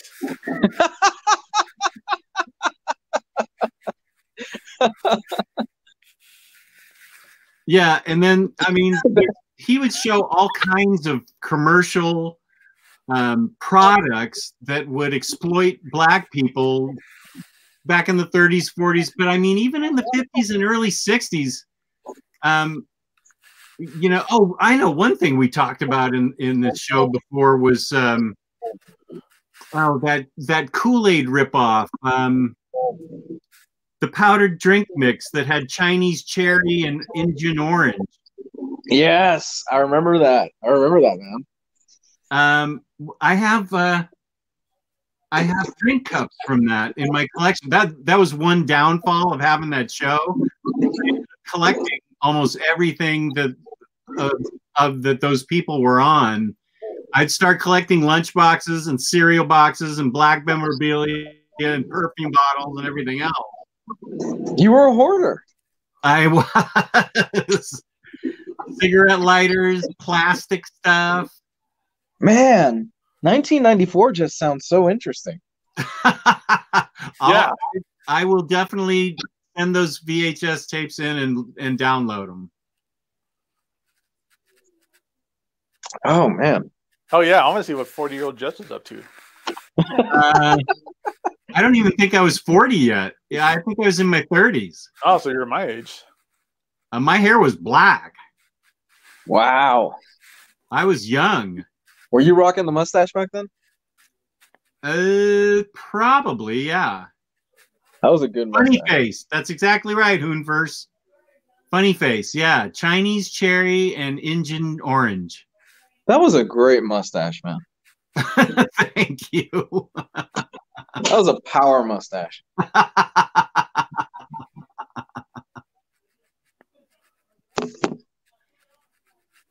Ugh. Yeah, somehow Song of the South is going to get loose. I really feel like that's going to get smuggled out of Disney somehow. It's on YouTube. You can watch it on YouTube. Yeah, they're out there. There's plenty. Song of the South is? Yeah. I didn't know that. Yeah, you can have a racist whole time tonight, Jess, over Thanksgiving. A racist old time. We'll have a racist old time. You can sing Zippity Doodah as you're covering your thing in gravy. Oh, I thought just the 11 racist cartoons was out there. No, all 11 of them are out there. It's about what's on YouTube that you can see that is racist. So Song of the South is on YouTube? Should be sort of. Doing? Ooh, I got an idea. For the next charity event, Gabe, let's live stream Song of the South. Oh, man. Are you telling me Song of the South is on YouTube? I'm pretty sure you can find it. That's not a yes. Yes, I'm like 90% sure you can find it. You won't find it on Disney Plus, but you'll find it on YouTube. Well, I want to see it.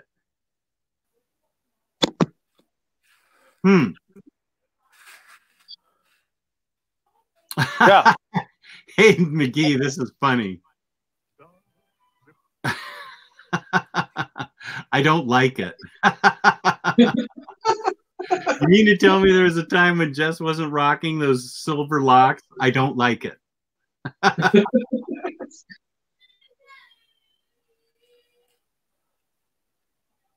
mean, yeah. Well. You don't have to look far for it. There are people that use Jess pictures as their avatars on the chat. Oh, who, me? Yeah, like young you. Oh, I know. It's Chat Omnidog, isn't it? Chat Omnidog uses my wedding day. So I put the YouTube link of Songs of the South in our chat, Jess. Oh, you did? Yeah. Yay! We are going to get demonetized. Yeah. Well, it's not on the YouTube chat. It's in our chat. Okay. Yeah. Jess, what's the weirdest collection you saw? I tried to keep it kind of normal because I wanted people to watch. I did get a bunch of letters. I took an ad out in the Washington Post soliciting people in their collections. Oh God. And I did get a bunch of weird things back. Hair. No, I didn't get one of those. The fountain pen one was actually kind of interesting. I didn't think I could get a half an hour out of a fountain pen collection, but he was pretty interesting. Jess, I'm telling you right now, if you rebooted this and you did it on Netflix, this shit would be a hit.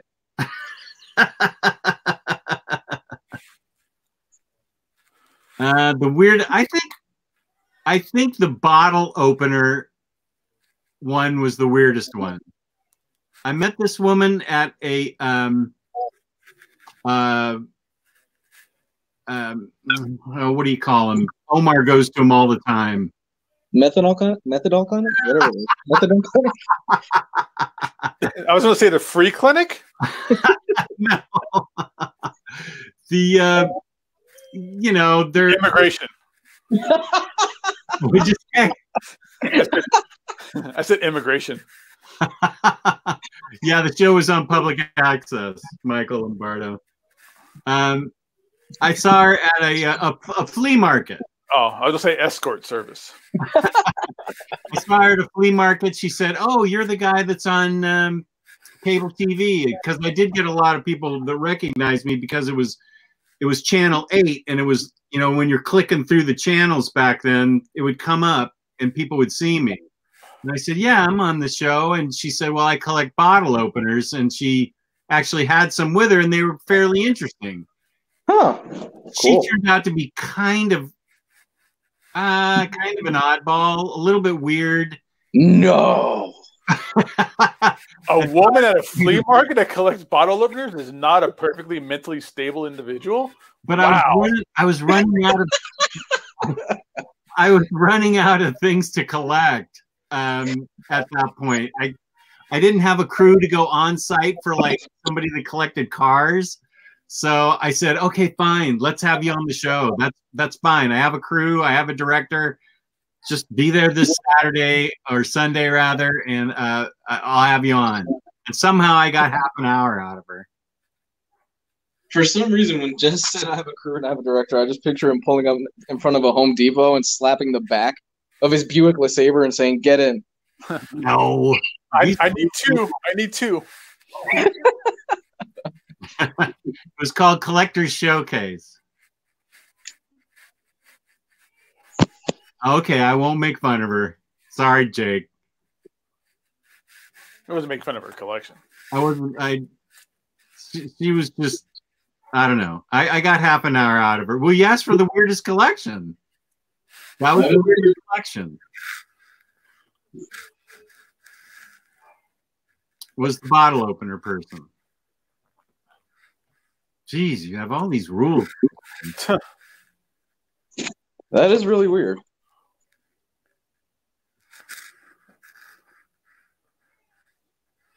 Happy Thanksgiving to you too. Oh, you're from Britain. You don't have a Thanksgiving. Well, thank you for wishing us a Thanksgiving.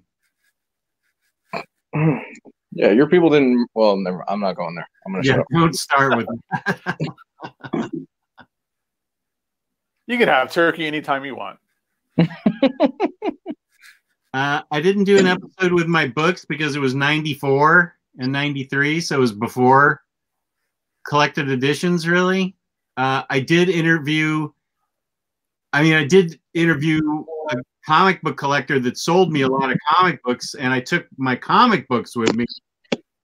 So I was mostly a floppy collector, Michael Lombardo. Cool. Yeah. Any key issues? Does the guy have any key issues or anything like that? Oh my gosh. My friend's name is Gene. He's been in the business for 35 years. He has, I think he's probably seen everything except Action #1, and he may have seen that. Damn. And he has everything in immaculate condition.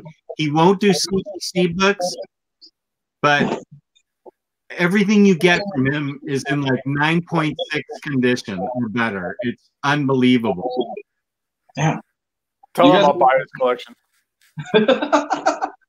He charges a boatload for his books, but they're in absolutely fabulous condition. He's still selling.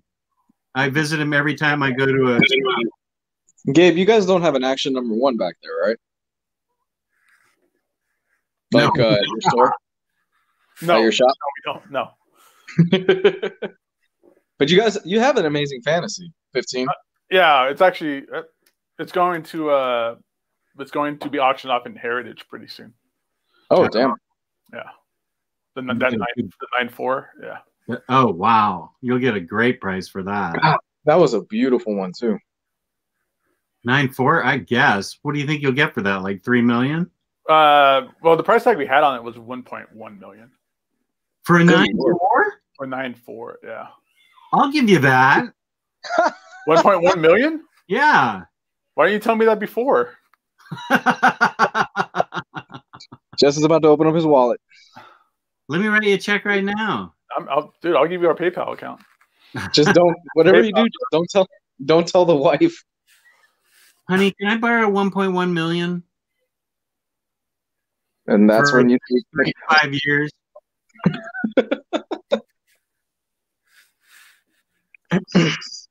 That couch is going to be real nice for you. Okay, no, I don't own a shop. I work at a shop, but I'm one of the buyers. I buy a lot of collections. Gabe's store that he works in is really cool.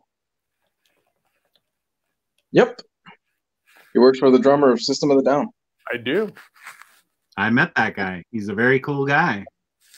He's aight. He was very humble to me. No, he's a good guy.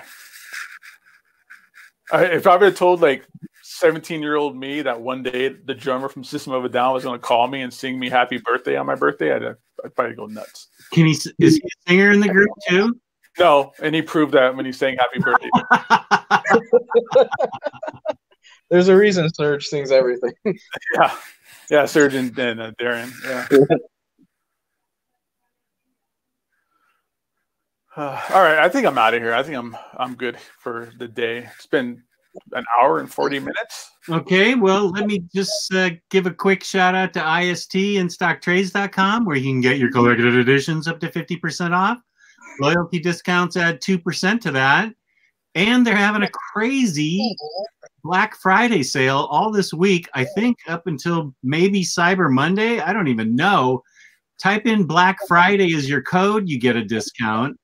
And all the major publishers have an extra 3% tacked onto them. It's crazy. There's so many things that are on sale right now that you're going to save a boatload. It's incredible.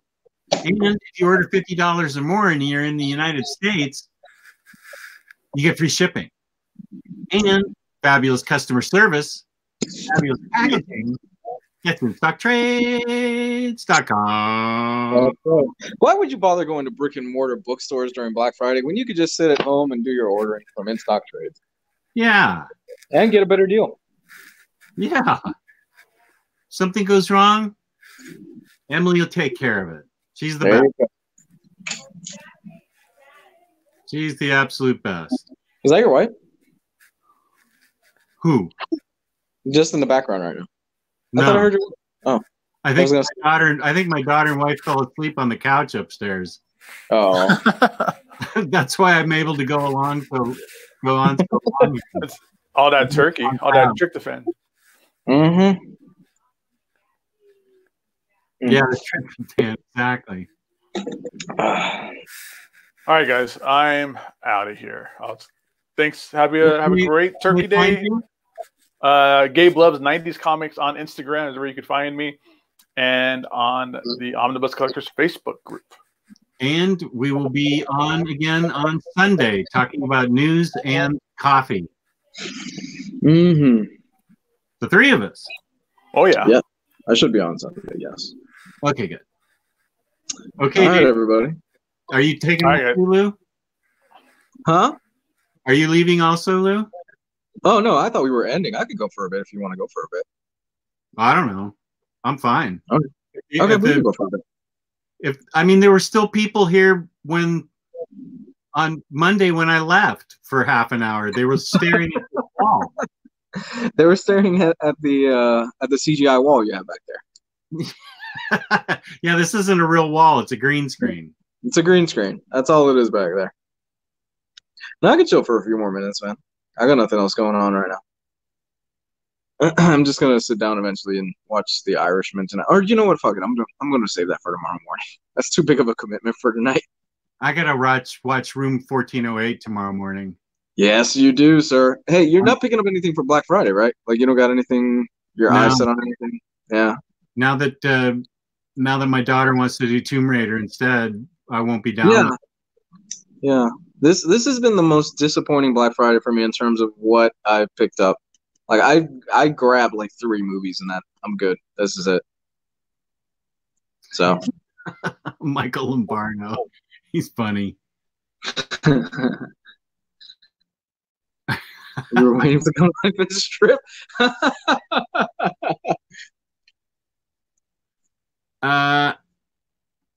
Hoonverse reviewed that Metropolis art. What is the Metropolis art? That's this stuff he's looking at. Kandor, Oh. Metropolis, Star City, and then down there in the corner is Coast City, I think. Yeah, that's Coast City down there. I got those posters probably around 2012 from Deep Direct. I am super jealous of that City of Kandor poster, by the way. That thing is beautiful. Yeah, and I don't even know how to tell you where to find them now. I can't find them on eBay. I can't find them on Amazon or Posters R Us or anything. I don't know where to tell you to find them. Not even eBay, where you can pretty much find anything. That's disappointing. Yeah, that was a miniseries, right? In comics that they did a few years ago. Which one? The City of Kandor. It was a miniseries in comics that they did. Oh, they did? I didn't read. That's where that cover comes from. I believe it was a miniseries. Oh, that's a spot on my computer.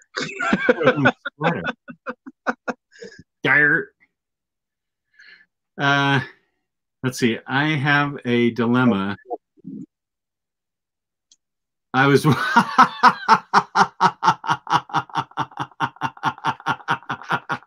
I was watching The Wall on the replay, Jess. On the replay.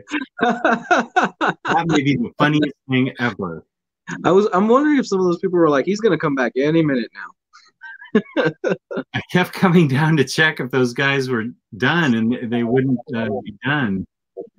I mean, at least you didn't come down and like you farted or something on camera or something like that. Happy Thanksgiving, Kenny Crayley. I don't know who the artist is. I'll try and find out who Universe. Oh, this is a disappointing thing. He hates Superman. I love Tomasi and John Kemp. I hate Superman. Should I bother reading Rebirth Superman? I think so. I think so too. That Rebirth Superman, the first three, I haven't got to volume 4 yet. But boy, those first 3 books are really good. I don't think you need to bother with action. But boy, those first 3 books are really good, Hayden. It's good stuff. Yeah, it's good. Yeah. It's all about Clark coming back into form like Superman and raising his son. It's good stuff, man. I agree.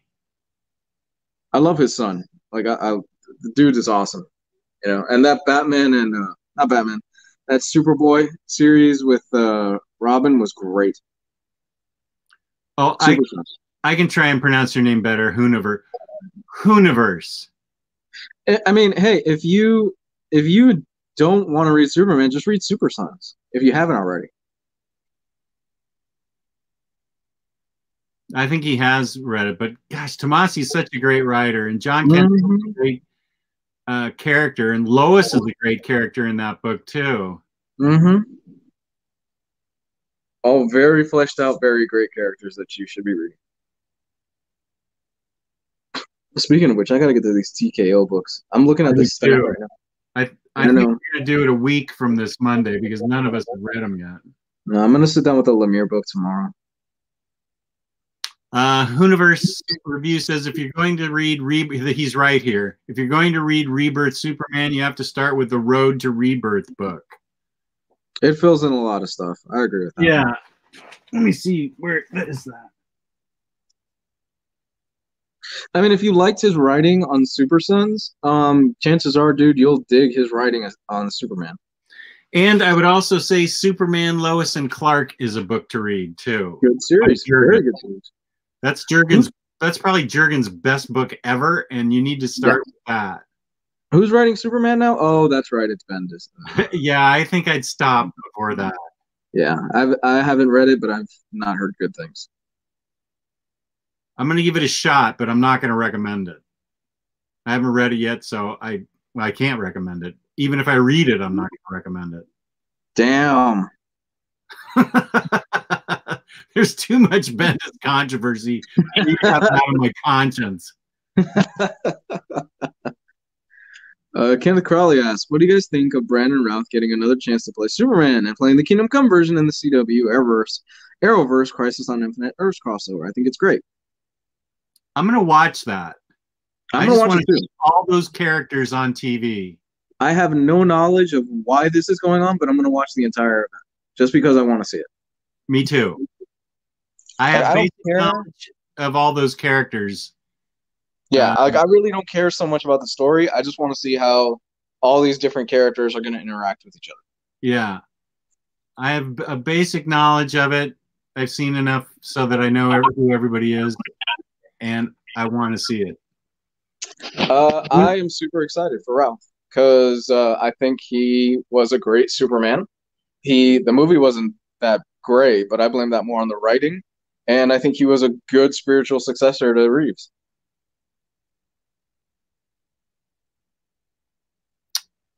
No, I don't think they'll ever release an omnibus of Flashpoint. I think it's too late for that. Yeah, but they're way past that. But then again, we're getting a Fangirlz Absolute, so who knows, Jess? An Omni salute. An Omni salute, Jesus. That is not coming out. I might agree with you on that. I don't see it. It's too big. It's a bad concept. Yeah, like I joke around all the time. Oh, it's not. No, I genuinely believe this thing is going to get canceled in the next few months. The size alone just makes me think it's not doable. No, it's not. They would have had a better chance of doing omnibuses. Yeah, just regular omnibuses, but absolute omnibuses? No, I don't. It's not going to happen. They'll come up with a prototype, and the thing they'll open it up, and it'll explode. Right, exactly. Like something out of a Marx Brothers movie or something. It's way too big. Fables ended at like 150 issues. What was it? No, it was 150, wasn't it? 150, yeah. And the last issue is like a double size. It's almost the size of a hardcover of a full trade paperback. There's no way that they are gonna finish this. So I would not hedge my bets, guys, and buy. I wouldn't even buy the first Absolute, honestly, even if it does come out. I'm happy with my deluxes. Yeah, I would go that route instead with this. Yeah. I have not watched Doom Patrol yet, but I have a solid feeling once Watchmen is over, I may go to Doom Patrol next. Oh man, Doom Patrol's so good, Jess. Okay, I'll watch it next. It's so good. It's weird in the best way possible. We agree with you, Ryley. Fangirlz Absolutes are totally unnecessary, and they're the thickness of an Omni, like a big damn City Omni. 100 pages of Absolute. I just don't see that succeeding. No, me either. I think it's totally not going to succeed. I think it's going to bomb, and it's going to be bad. I think that sounds like whoever engineered Ford cars in 1964. They're doing a bad job. Are you interested in seeing that Ford versus Ferrari movie? I kind of am due to the cast. Yeah, same. I'm not a gearhead by any means. Me either.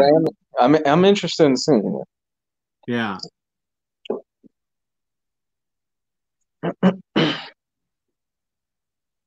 Man, you know what? I've been binging hard on The Simpsons because we've got Disney Plus. Oh my God, how great are those classic episodes? So great. Oh, they were so fucking sharp with the writing at the time, man. Did you start at the beginning? Yeah, I've been binging through it. I'm like on season 3, but I've been also bouncing around to my favorite episodes. Yeah. Like, I sent you the clip the other day where Bart is playing Iron Butterfly. Ron Butterfly. In the Garden of Eden by Ron Butterfly. That was such a great bit, man. Where you've got the organ player and she's playing the entire song and it cuts to 17 minutes later. I know. Like, that is impressive as fuck because there's like 30 solos in that damn song. And then Reverend Lovejoy goes, "Wait a minute. This smells like rock and or roll." Oh my God! Was that from the episode where Bart doesn't have a soul? Yes, that's the exact episode. God, that's a classic episode. It's such a great episode. Someone with such thick glasses is so stupid. There's no such thing as a soul. Oh, that is such a great episode. Not only that, man, but they also had really heartwarming episodes. Like the first one where you see where Homer meets his mom. Oh yeah. That was a genuinely touching episode. Yeah, it was. And he finds out why she was missing and all this. It was a great episode, man. Yeah. I also and wasn't it the grave he always thought was his mother's was Walt Whitman's or something? Yes. It was Walt Whitman, and he gets mad. He starts punching the grave. Damn you, Walt Whitman! Walt Whitman's grave. Now that's funny. I mean, that's truly funny. Hayden McGee says, "Remember the episode where Smithers was African American?" I don't remember that one. I don't remember that one. That must have been in episode or year 20 or something. I stopped watching after about year 10. I still watch the occasional new episodes. They're not as punchy and the writing isn't as sharp as it was before, but they're okay. Except for Treehouse of Horrors. Those are always good every year. Oh, they crush the Treehouse of Horror every year. Yeah. Yeah, and I agree with Kenny Crayley. I think we are living in a golden age of comic book movies and TV shows. I agree with that. Too much. There's an overabundance of it. I agree with that.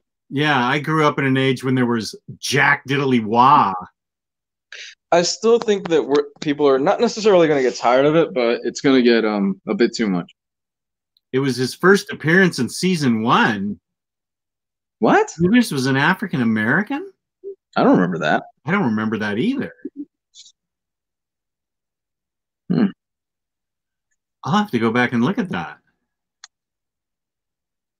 I tend to skip season 1 because it just isn't as funny as seasons 2 through 8. Yeah, season 1 is that perfect example of they were trying to find their footing.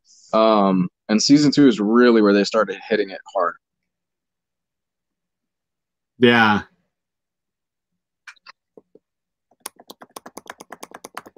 Adrian says, "I remember when the TV stopped broadcasting at night."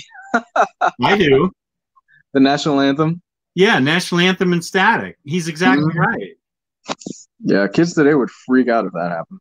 Oh my gosh, yeah. It was like at midnight or 1 o'clock in the morning, national anthem would play.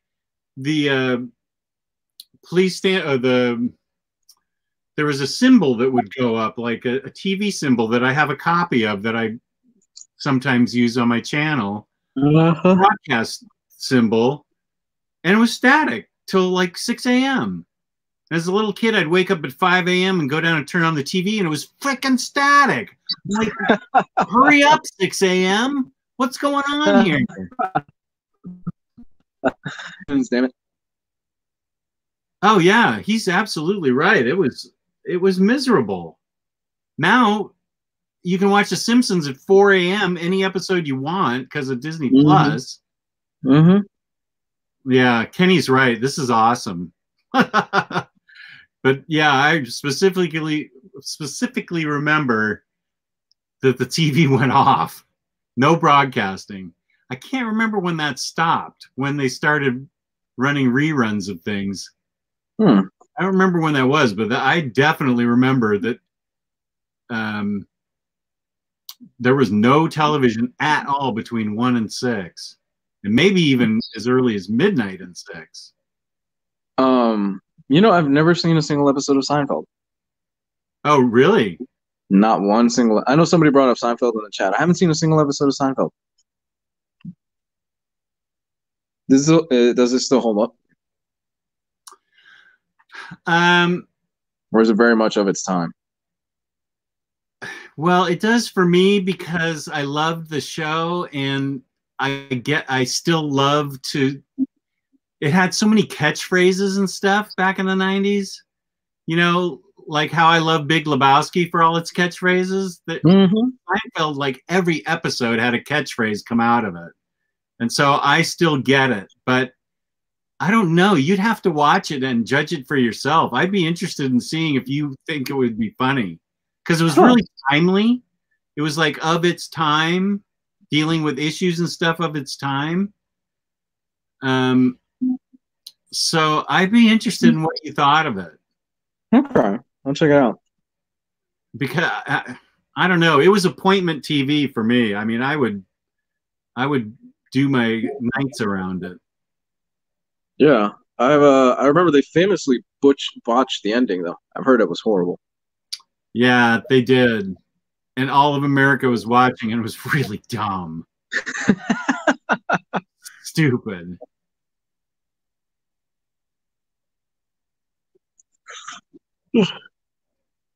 Okay, I need to sit down with it. Funny comics.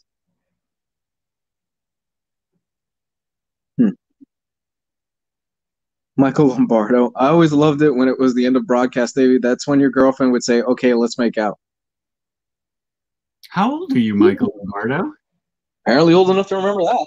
That's older than me. Just let's be honest. Most of our fans are in the boomer generation. Most of our fans are millennials, I think, aren't they? I don't know, man. I would actually be interested in that. I think because of it is such an expensive hobby. I would say most of our fans are like in the boomer millennial kind of area. 40s, 50s? 40s and 50s. Yeah, that's where I would put most of our fans.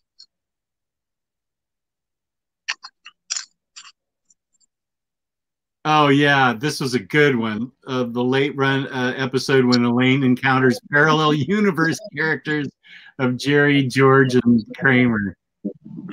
And Newman. Hayden, I still remember VHS, man. My dad had a whole bunch of VHSs.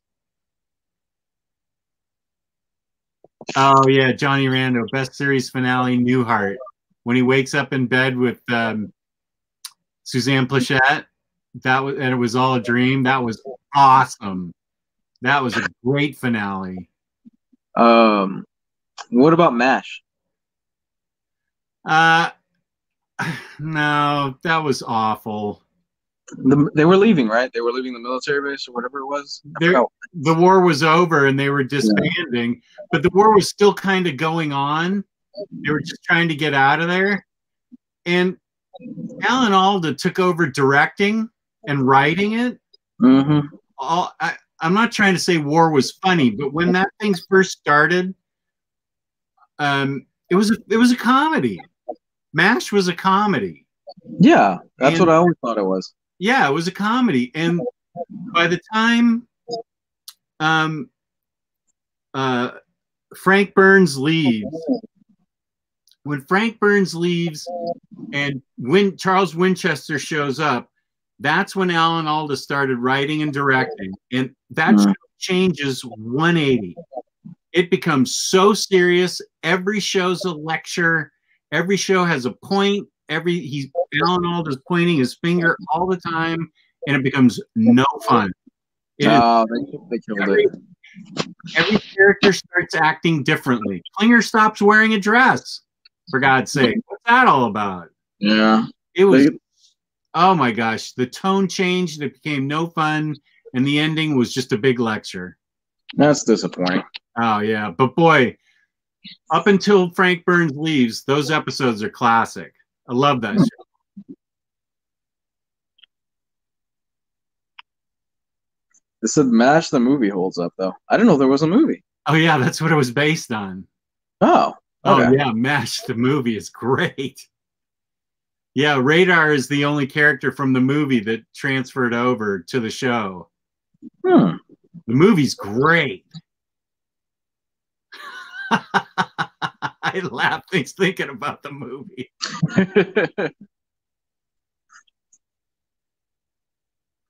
MASH was preachy. Yeah, so many people are agreeing with you. MASH was preachy garbage at the end. Yeah, Alan Alda just made it a lecture, man.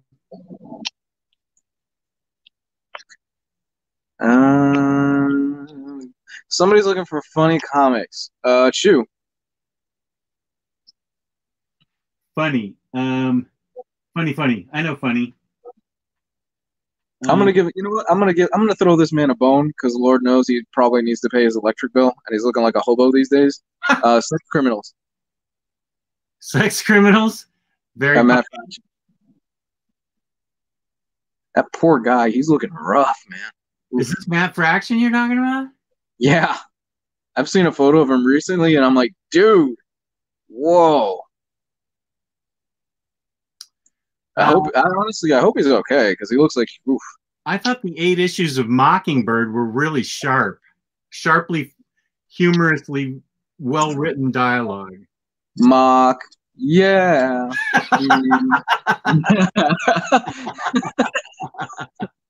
Mockingbird.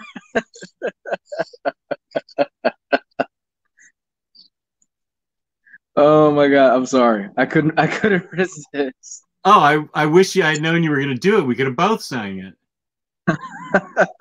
I thought, again, Matt Fraction, Hawkeye's funny. Yeah, I'll give him that. Yeah, that's not that bad. It's not. I mean, it's not laugh out loud funny, but it put a smile on my face and it's fun. Yeah, I mean, I didn't care for the annoying female character. I forgot her name. Kate Bishop. I didn't care for her side story, but yeah, it wasn't bad. What else is funny? Peanuts. Peanuts is funny. Peanuts is great. Calvin and Hobbes. Of course, Calvin and Hobbes is classic. Calvin and Hobbes is probably the funniest thing ever written. Bone has funny moments. Bone, the Goon. Goon is hilarious. Goon is really good for funny. Batman 66 is kind of satire. Mm-hmm. The Boys has a lot of dark humor. Harley Quinn, yeah. Deadpool, yep.